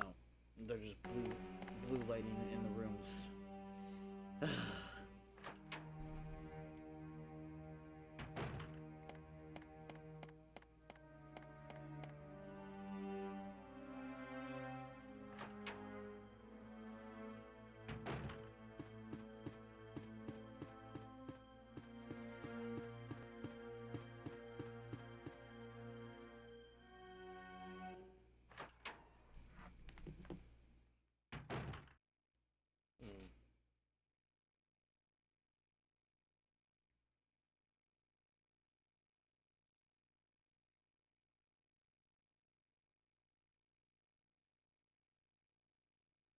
Alright, since this is going to be for retro games, I need to find a retro outfit for my model.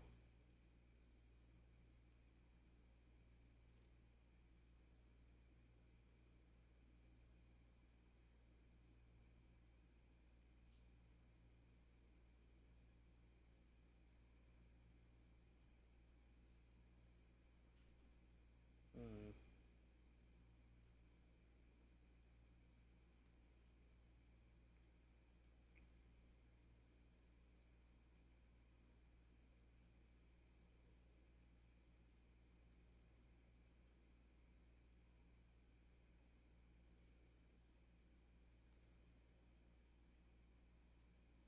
I kind of know what I'm looking for, but I don't know what it's called.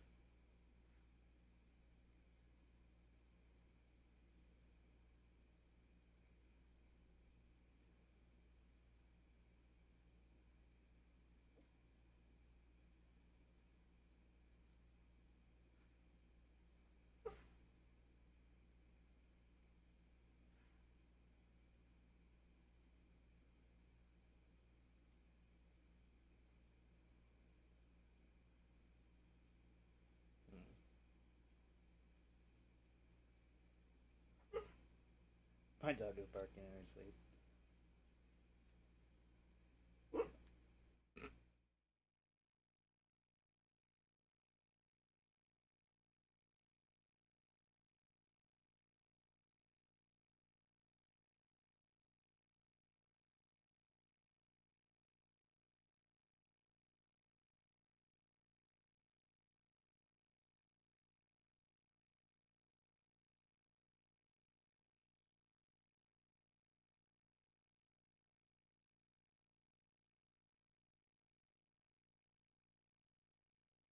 Hmm. Okay, we're hitting it. We're hitting it. Sorry, I gotta sometimes do this kind of stuff, and I know it's annoying. So if you guys are watching this as a pre-recorded video, then by all means feel free to fast forward.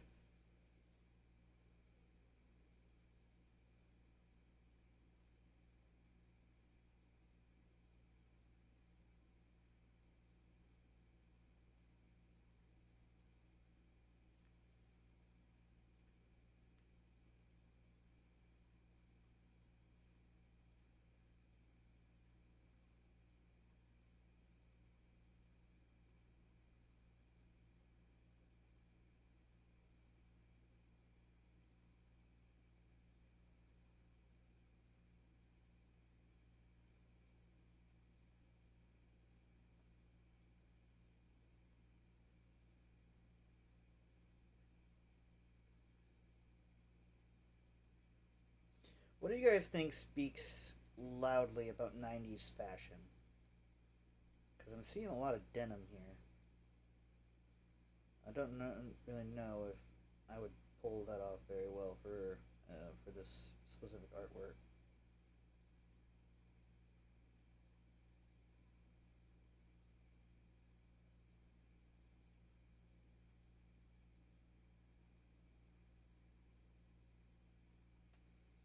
Alright, let's do 1990s neon outfit. Something right in your face.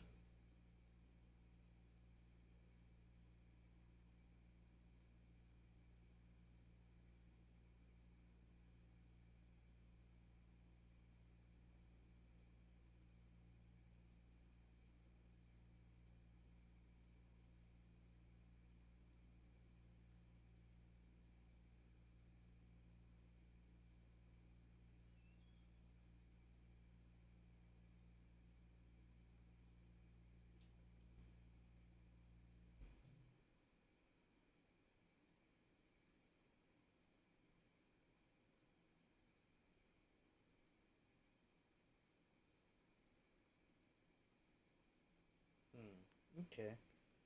I think one more outfit reference and I'll be good here.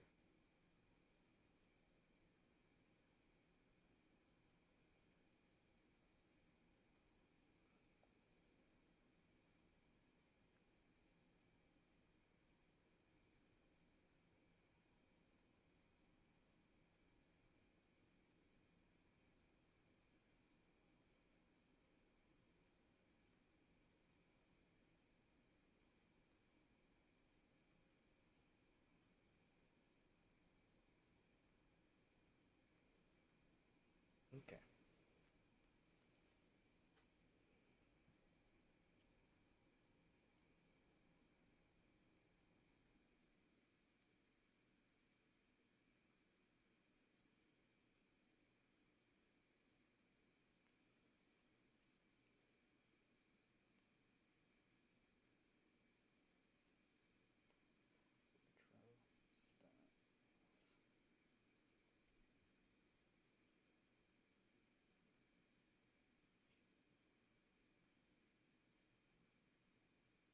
Pick and choose what you like.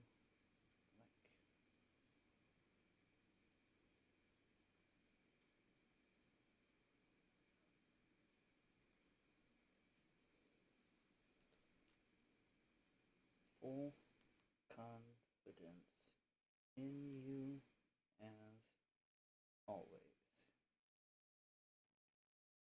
There we go.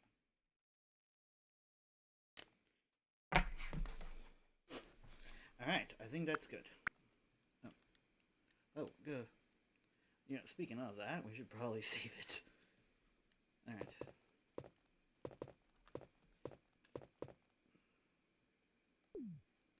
Making sure it wasn't, like, a bad save.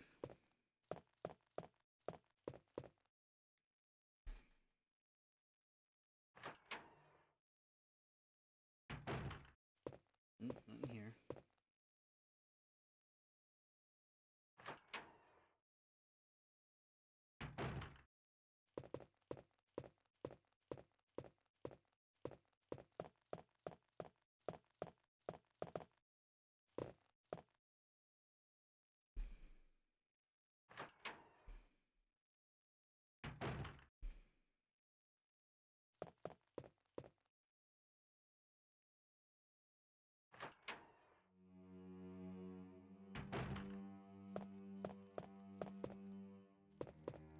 Okay, so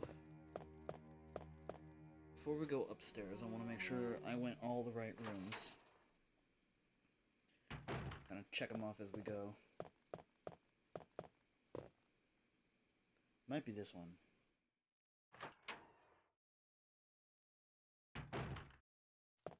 No, it's not this one, but it is in the area, I believe.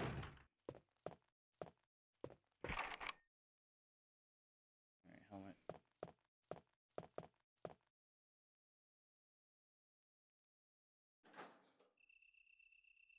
Okay, not here. So then...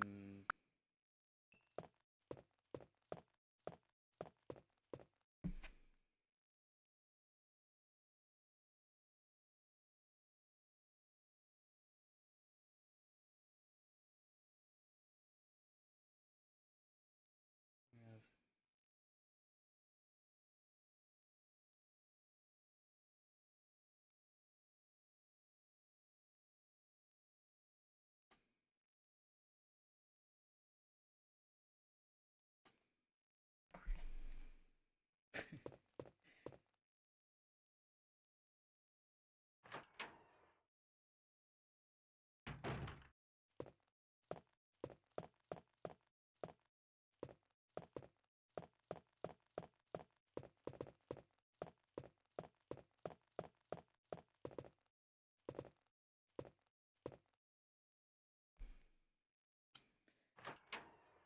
So me and my artist are making a thumbnail for whenever we play and cover just random retro games from like PS3 backwards.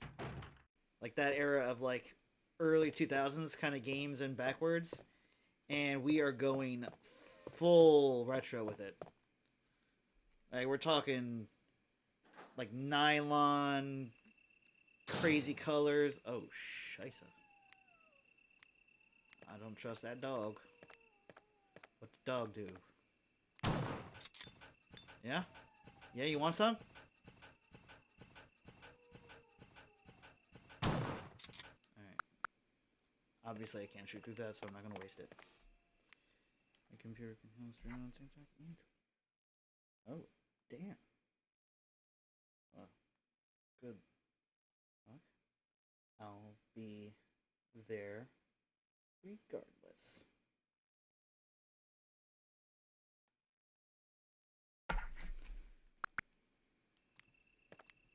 Know what I was talking about. Yep. Oh, shit!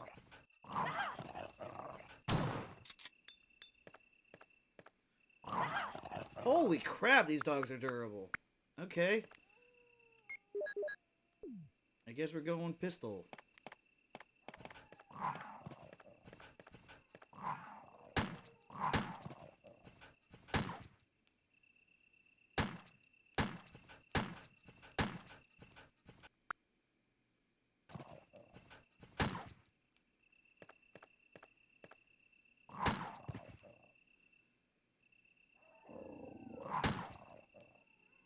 Bad boy.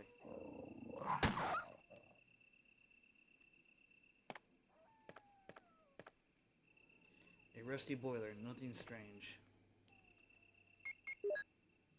Use that, okay.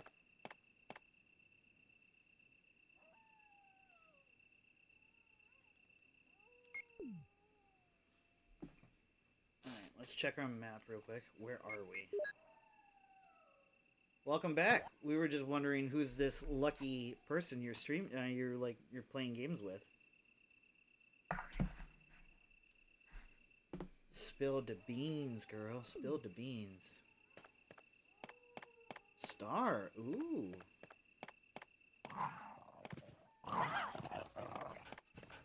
And tell us, was this as friends or something else?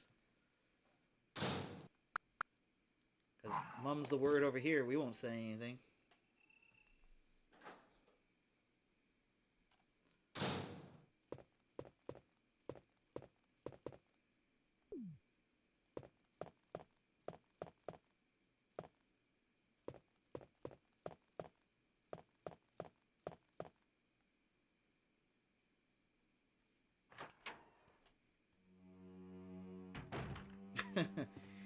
Dodging the question. I see.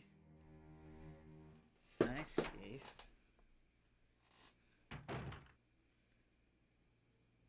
Also, I love Jill's, like, cold, lifeless eyes right there. Just like, I have seen countless horrors.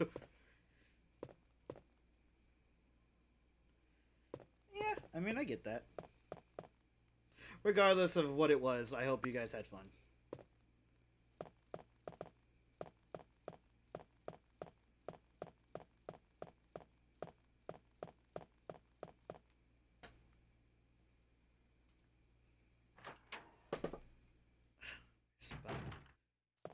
So I think we gotta go upstairs. I think what we're looking for is up there.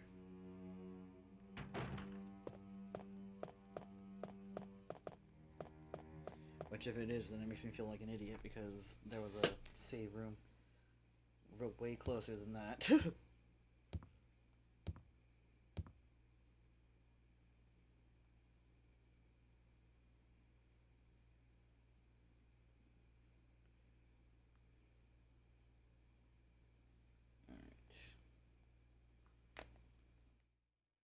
Check back in a little bit, make sure I'm available for their live.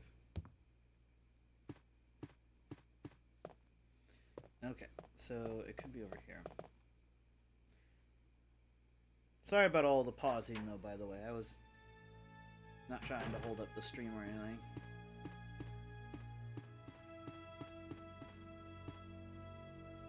Just super excited. Ooh.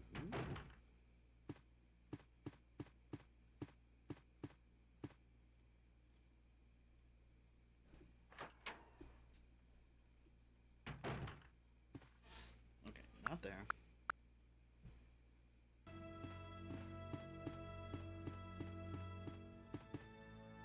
Oh, I think it's in here, right? It's these double doors. I think so. Mm-mm. Awesome. Make me look like an idiot in front of all of you guys.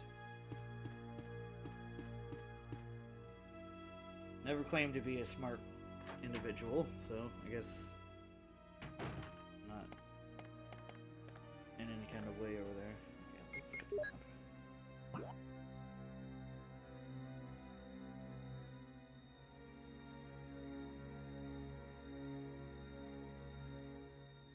Okay, so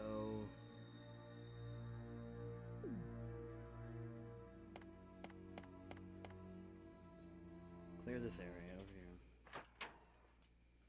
That's how easy it is to get lost in this game. Isn't that wonderful? Isn't that, like, really cool? It's locked. Shield. Alright, so, yeah. And I'm pretty sure this way is just that room with the candle. Yep. Alright, nothing over here. Clear.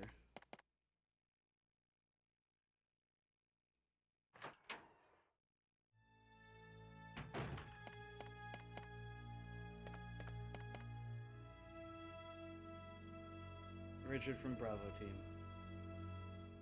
It's something different that time. Oh, damn. Richard, your lifesaver.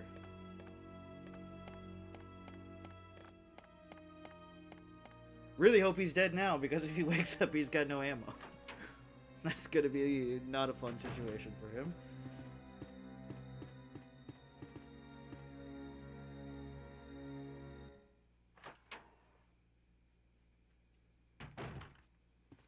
Okay, so...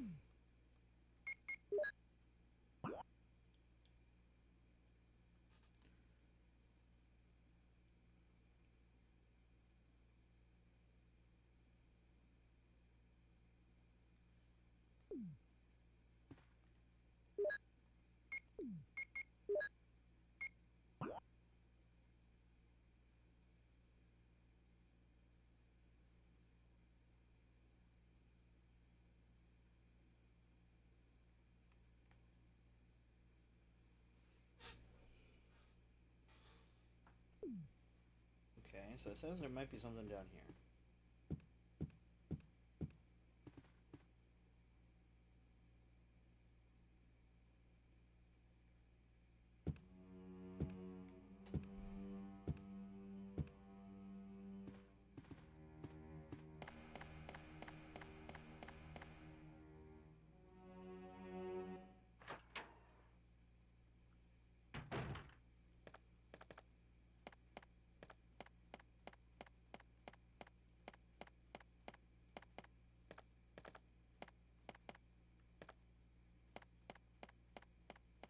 Awesome. That's really great. I'm really happy to hear that from you, Inside.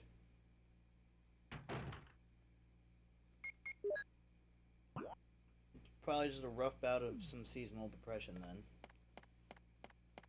I get those from time to time.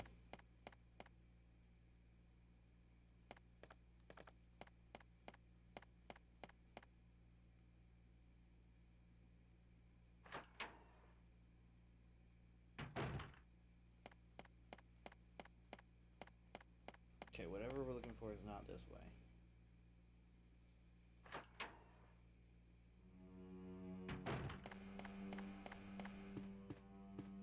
Let's check it across this way, because I don't think we cleared all of these areas over here.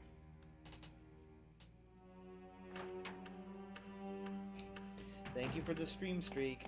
Really appreciate that.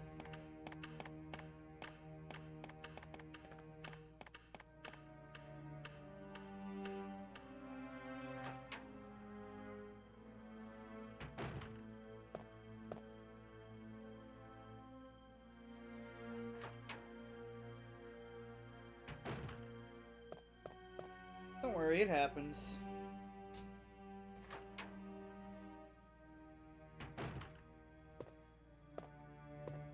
I understood the intent, so don't you worry. This is the itchy tasty room.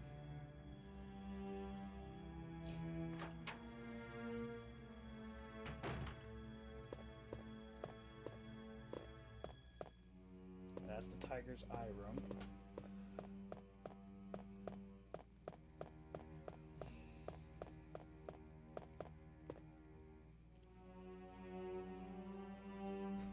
Here, I will, 1, 2, 3, 4, 5.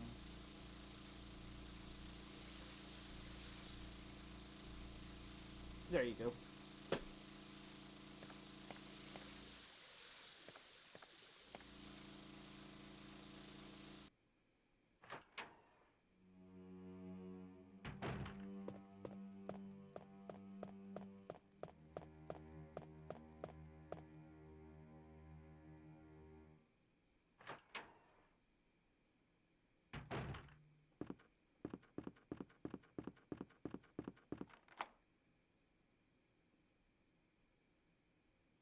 This key is useless now. Yes, please. Discard away.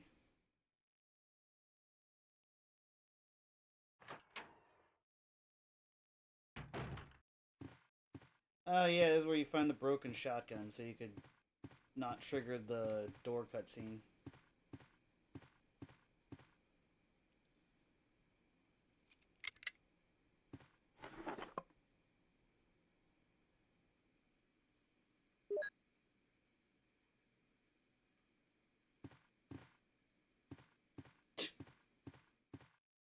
That'd be a very specific and strange,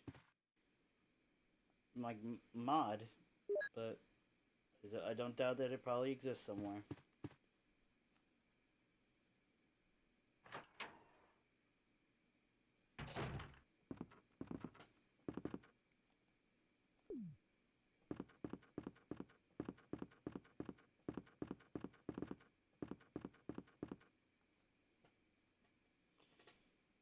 I know it had to have been upstairs, at least, because I remember us running down these stairs to get to our emblem. So it's somewhere, I just cannot fathom as to where. Okay, so that's locked. Carving of a helmet. Numeric key panel. We don't know the password. Those two areas completely marked off.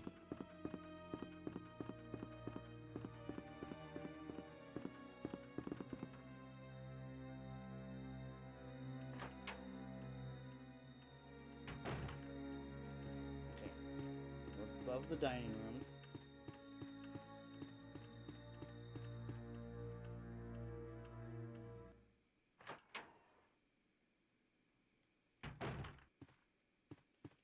So then our only way to go are these two doors over here. We know it can't be this one because that one leads to the outside, so it's got to be this way.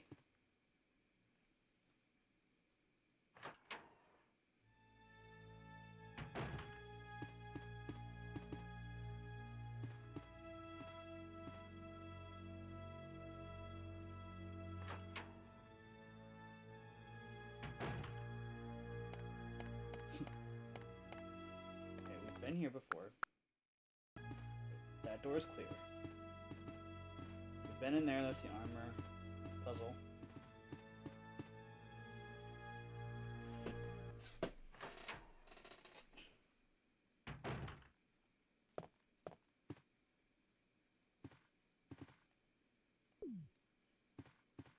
Okay, so maybe down here.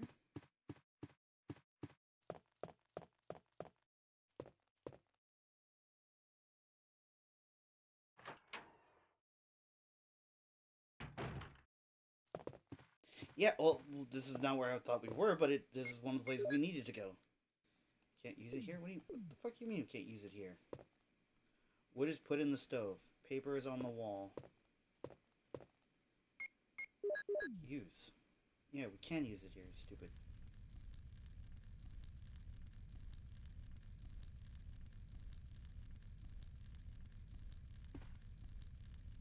map of the second floor. Yes, I will take it.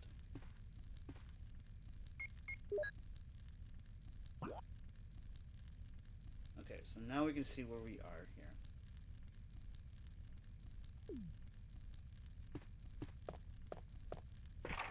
It's locked. Carving of a helmet.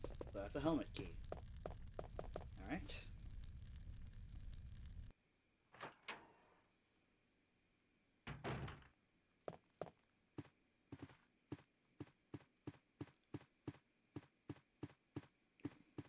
All you're doing is making everybody who yearn for a Silent Hills really upset that we didn't get one.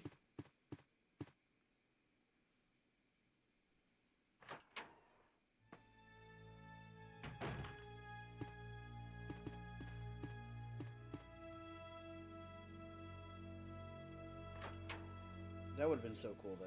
I would have loved to have seen what Kojima would have come up with. Oh wait, I think there's a magazine over here. Yeah.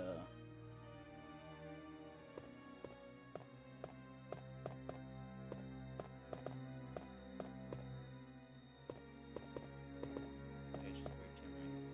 Or whatever was there I already grabbed. Probably the ladder.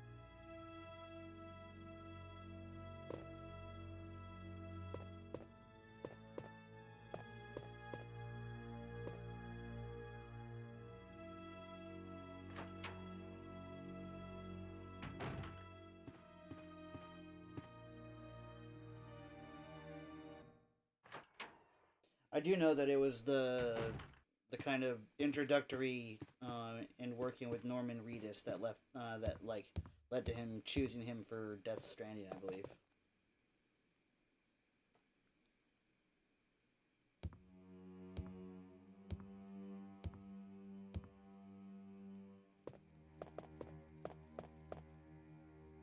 And then obviously they paired up with Guillermo del Toro, and then kind of the rest is history.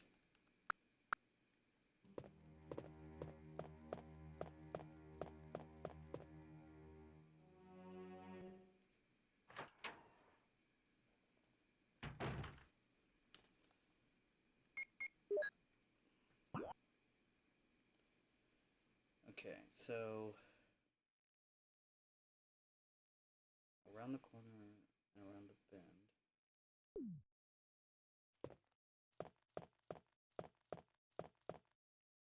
Oh wait, that's the way outside. Oh, thank you.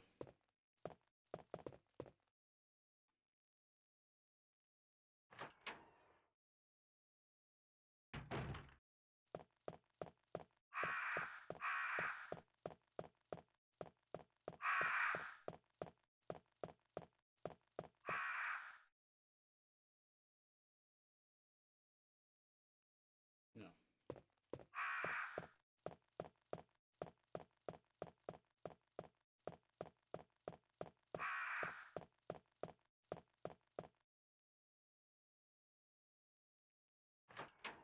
Mhm.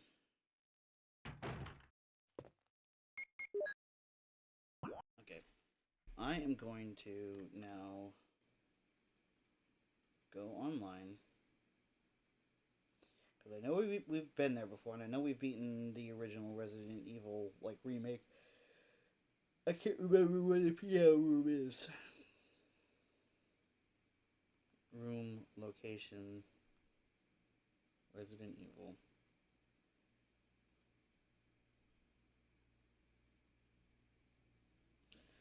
Oh my goodness, really?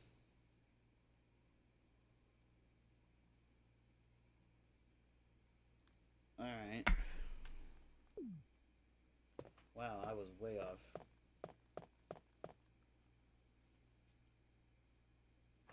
I looked up the location of the room I was looking for, and it was quite obvious.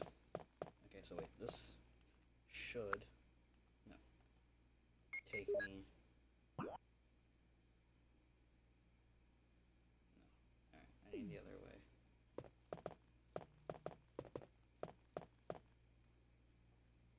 I'll go this way, whatever.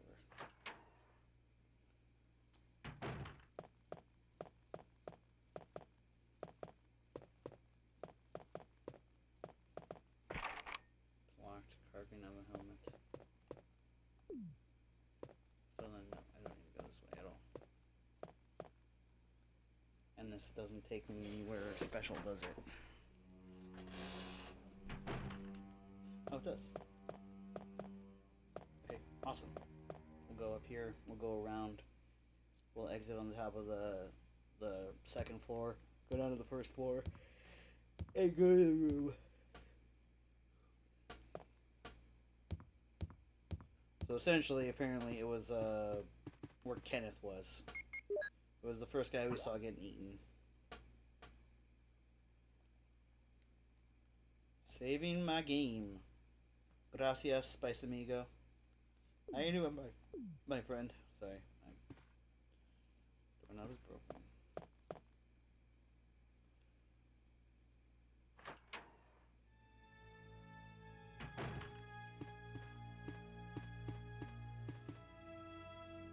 Bit of a loaded question, but I'm okay.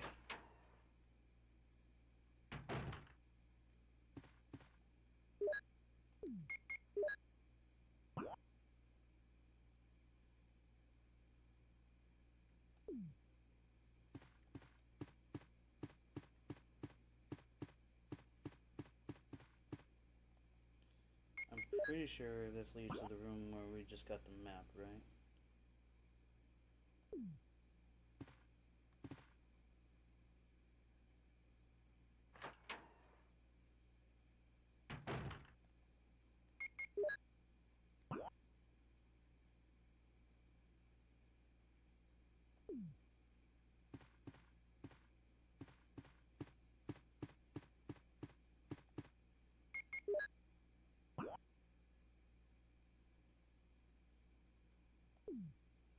Okay, that's not the way I want to go. So this is the way I want to go. I just gotta stay the right course.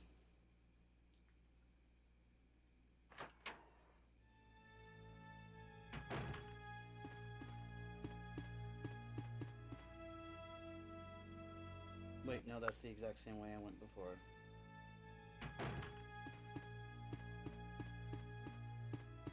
I gotta go this way.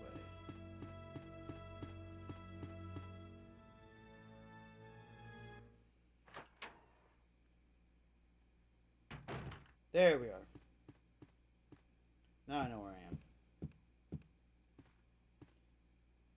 It's been a hot minute since I actually played Resident Evil, so...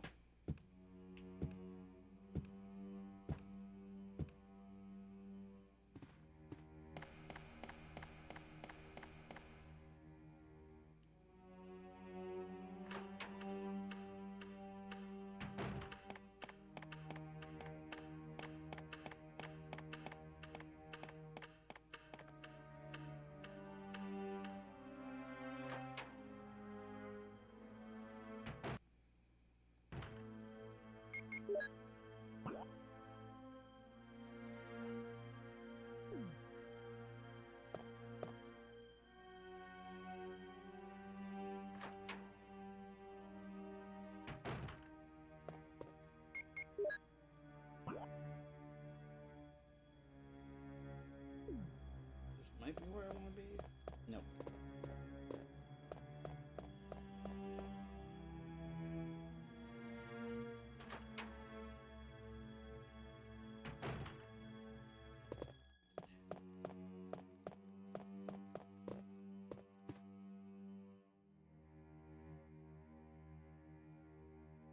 Now he's become a near shadow of his former self. Girl, he's dead. Not a mere shadow of his former self, he's fucking dead. What? Mere shadow of his former self. Yeah, he's really let himself go, this guy. Like, what the hell does that even mean?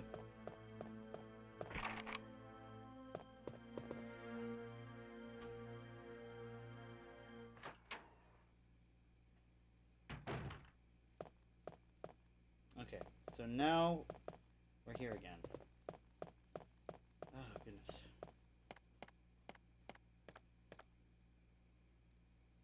Take the gold emblem.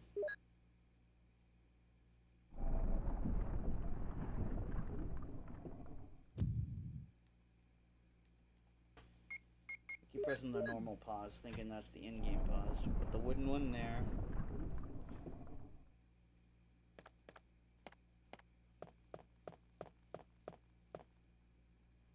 Go back to the main dining room.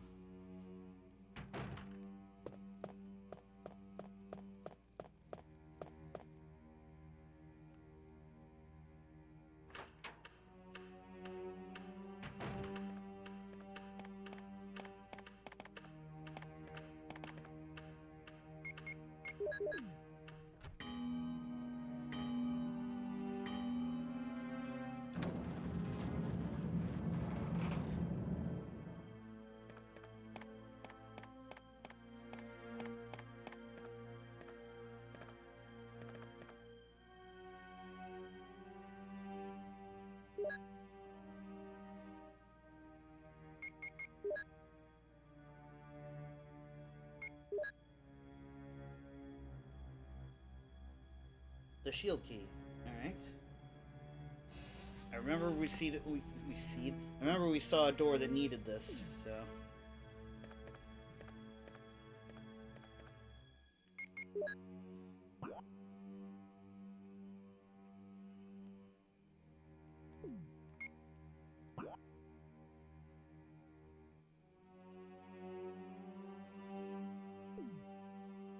I'm pretty sure it's in the upstairs hallway.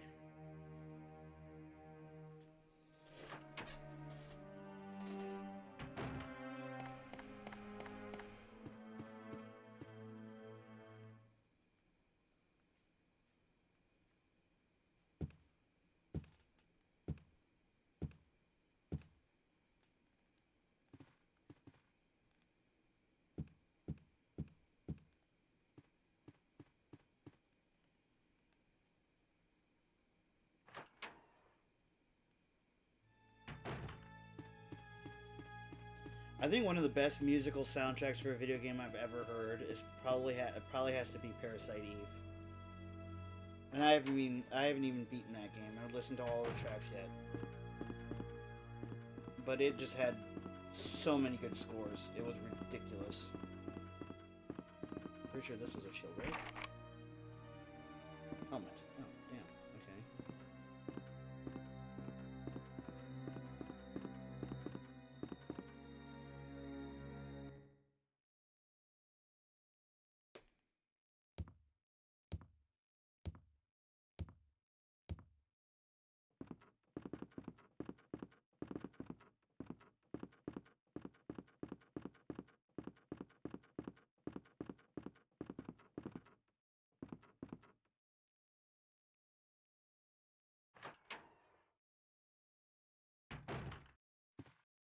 Oh, right. I need to go in here.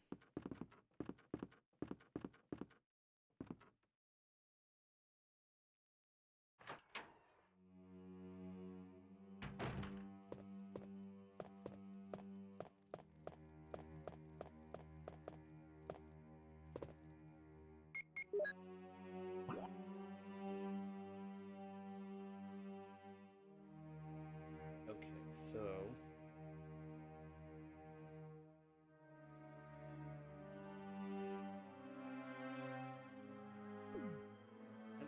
where am I supposed to go?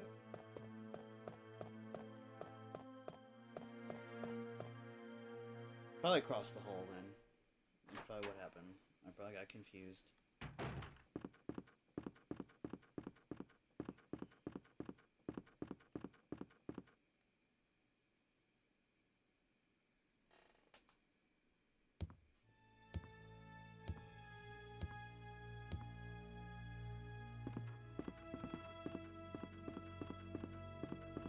Of course, when I try and time my chair to the squeaks of the game's wooden boards, then my chair wants to be quiet like a freaking mouse.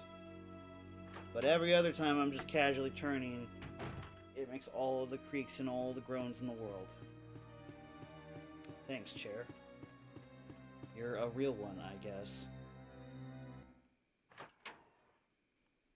I hate this chair so much. I hate it, you guys. Hate's a strong word, but I've got a strong hate for this chair. It's so annoying. Yeah, like, I barely, like, pushed my arm down, and then it goes, and, like, just groans, like, audibly. Ugh.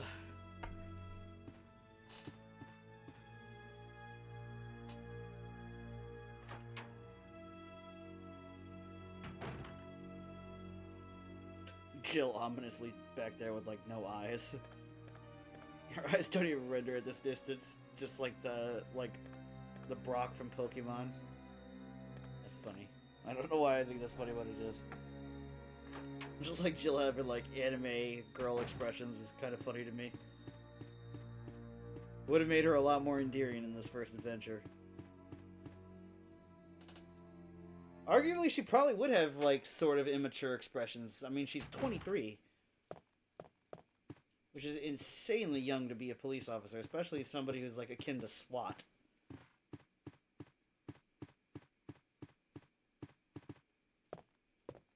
Okay, where am I now?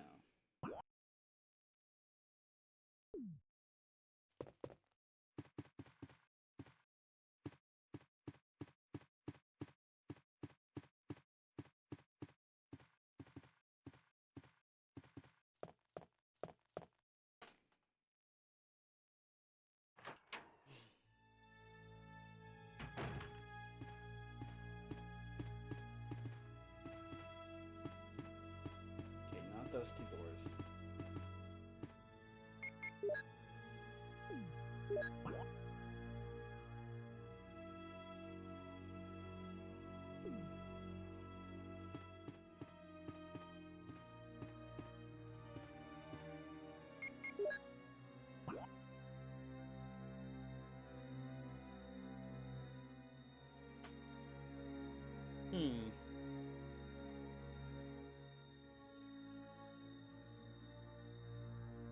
Maybe I was completely wrong here. Maybe it's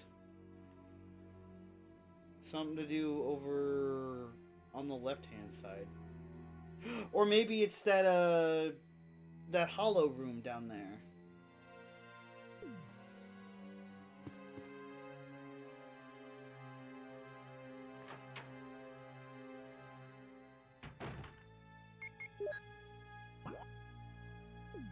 Yeah, I think so. I think that might be a helmet key. Don't worry, Richard. Your death will not have been in vain. Kind of butchered that, but I believe in you, dead guy. This key is useless. Yeah, so that was the... Man, I'm an idiot sometimes. No, Richard Simmons is a national treasure. I would be devastated if something happened to him. Richard, the Bravo team member, however, I'm rather iffy on. Okay, I think this is where we fight Yawn. Yep, okay. So, what that means is we are going to do this. We are going to go back, and we are going to grab our items. I could not remember for sure. What up, my fellow Renkunai? How are you doing? And I will give my dog a snack. Give me just a second to see where the hell I place those. I am streaming from home today, and home has different treats than my office, and in different locations, because I can't seem to, in any kind of homage to order, put anything where it should go. Oh, here they are. Yeah, that woke you up, didn't it? You want me to give it to you while you're laying down? Really? Alright. That's the level of energy you're going to expend on my behalf. There you go. It's from Renkanai.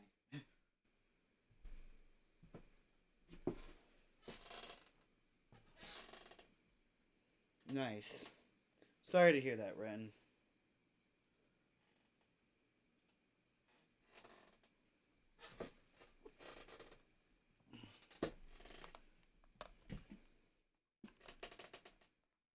Wish there was something I could do, but unfortunately, I'm powerless in this situation.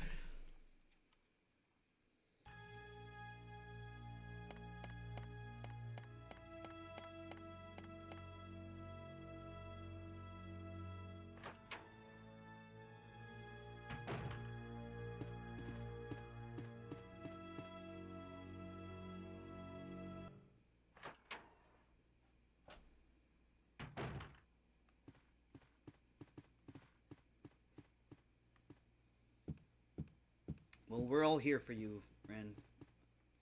And I mean that.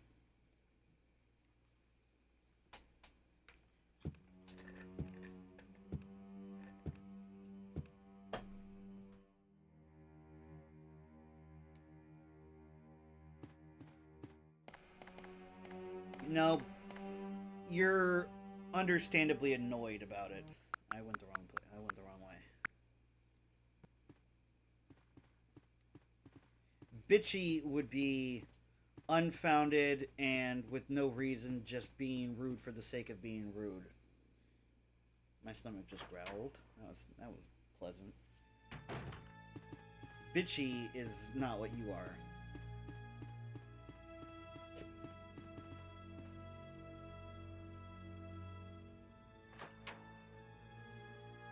Like, everything you've done has been nothing but warranted.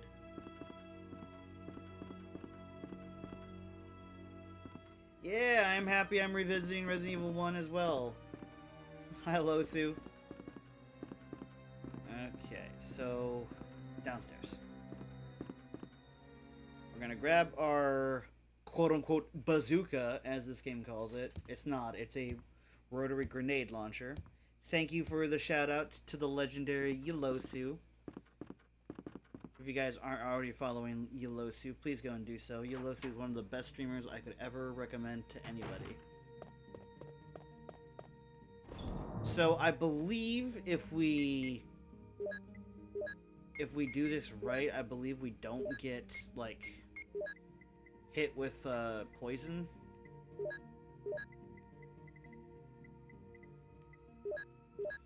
Okay, so combine. There we go.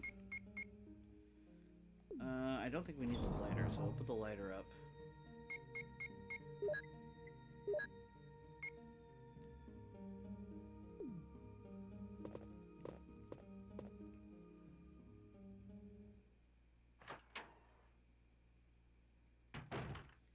Fuck yeah.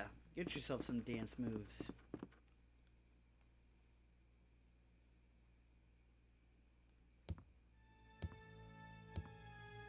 I don't know why, but the image in my head is you being like, let's crank up the jams, and then turn on like a 1920s like jazz music, and then just like over dancing to something that's like so laid back and like so just relaxing. Just like almost like club dancing. I don't know why that image popped in my head.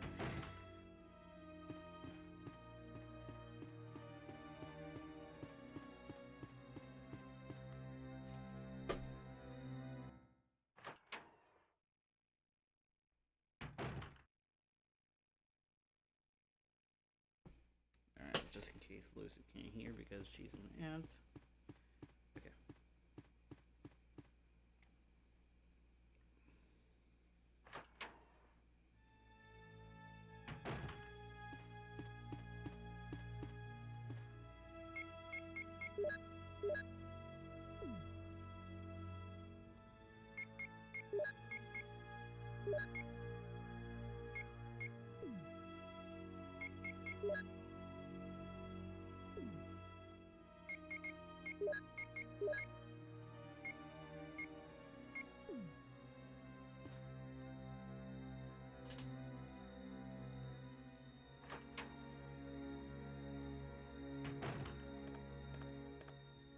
I'll take my time here because people are still in ads and probably want to see me fight a giant snake, I would imagine.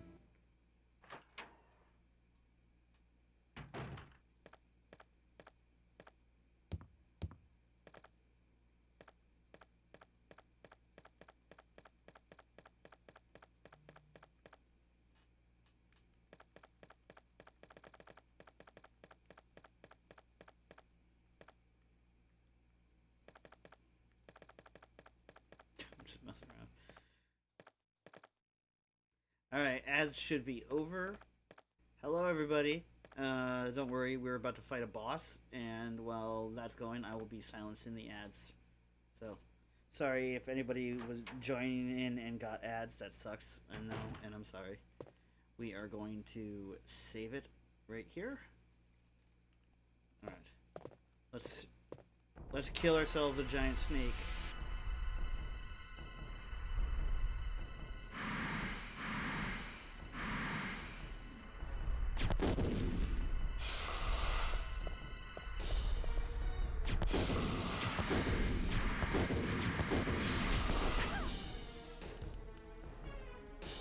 Oh shit, I was hit.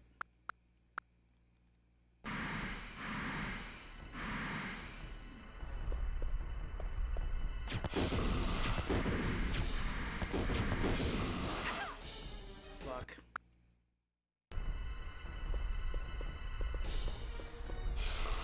No, not happening today, Buster.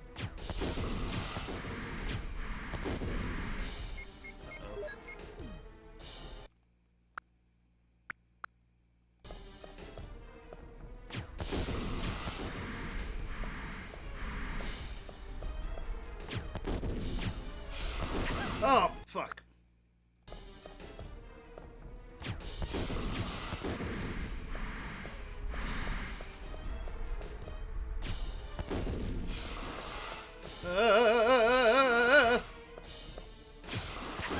Oh, you bitch.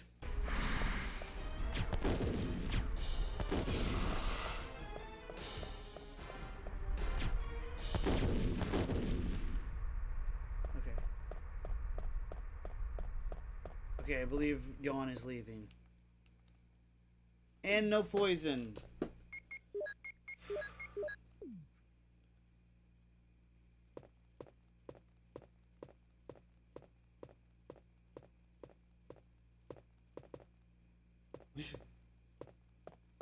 Goodness, that was an intense scuffle. Almost even, might I add, a kerfuffle. Need to learn how to be more confident, but also need to learn to be better at overall things. I mean, that's just being human. Nobody's perfect. Nobody's amazing. We gotta get like good at that kind of stuff. So don't worry about it too much.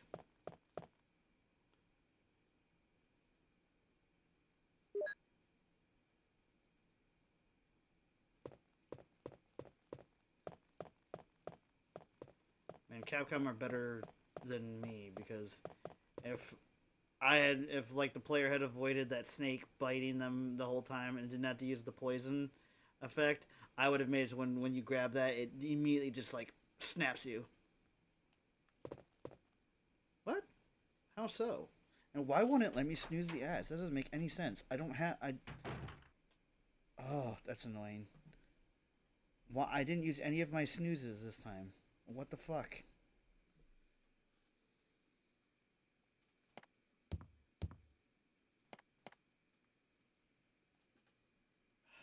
Well, these guys got to see me do the boss fight, I guess. That's annoying.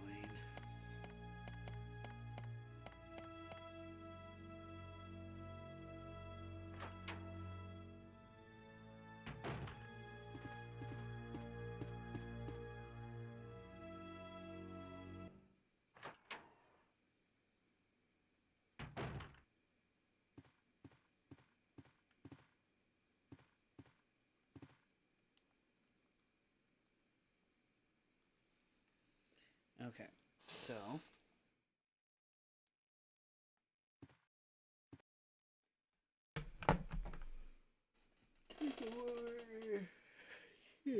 oh. Alright, we are going to get ready to change the game. So, no matter what we decide to play, I'm going to do my outro for when this is a separate YouTube VOD. Thank you guys so much for joining. Thank you all who are watching these videos on YouTube. I really do appreciate it. Don't worry, we will be uploading in a more consistent manner moving forward. I've been talking about my about all of this to my therapist, and they recommended some form of consistency. So we're practicing and trying with all of that. But yeah, so don't worry, we will be uploading more frequently onto there. So if you want another way to support this community, you can always subscribe onto YouTube. It is free, and yeah, leave a comment if you like it. But as always, my name is Mewa the Fox, and I will see all of you YouTube lovelies in the next video. Bye. And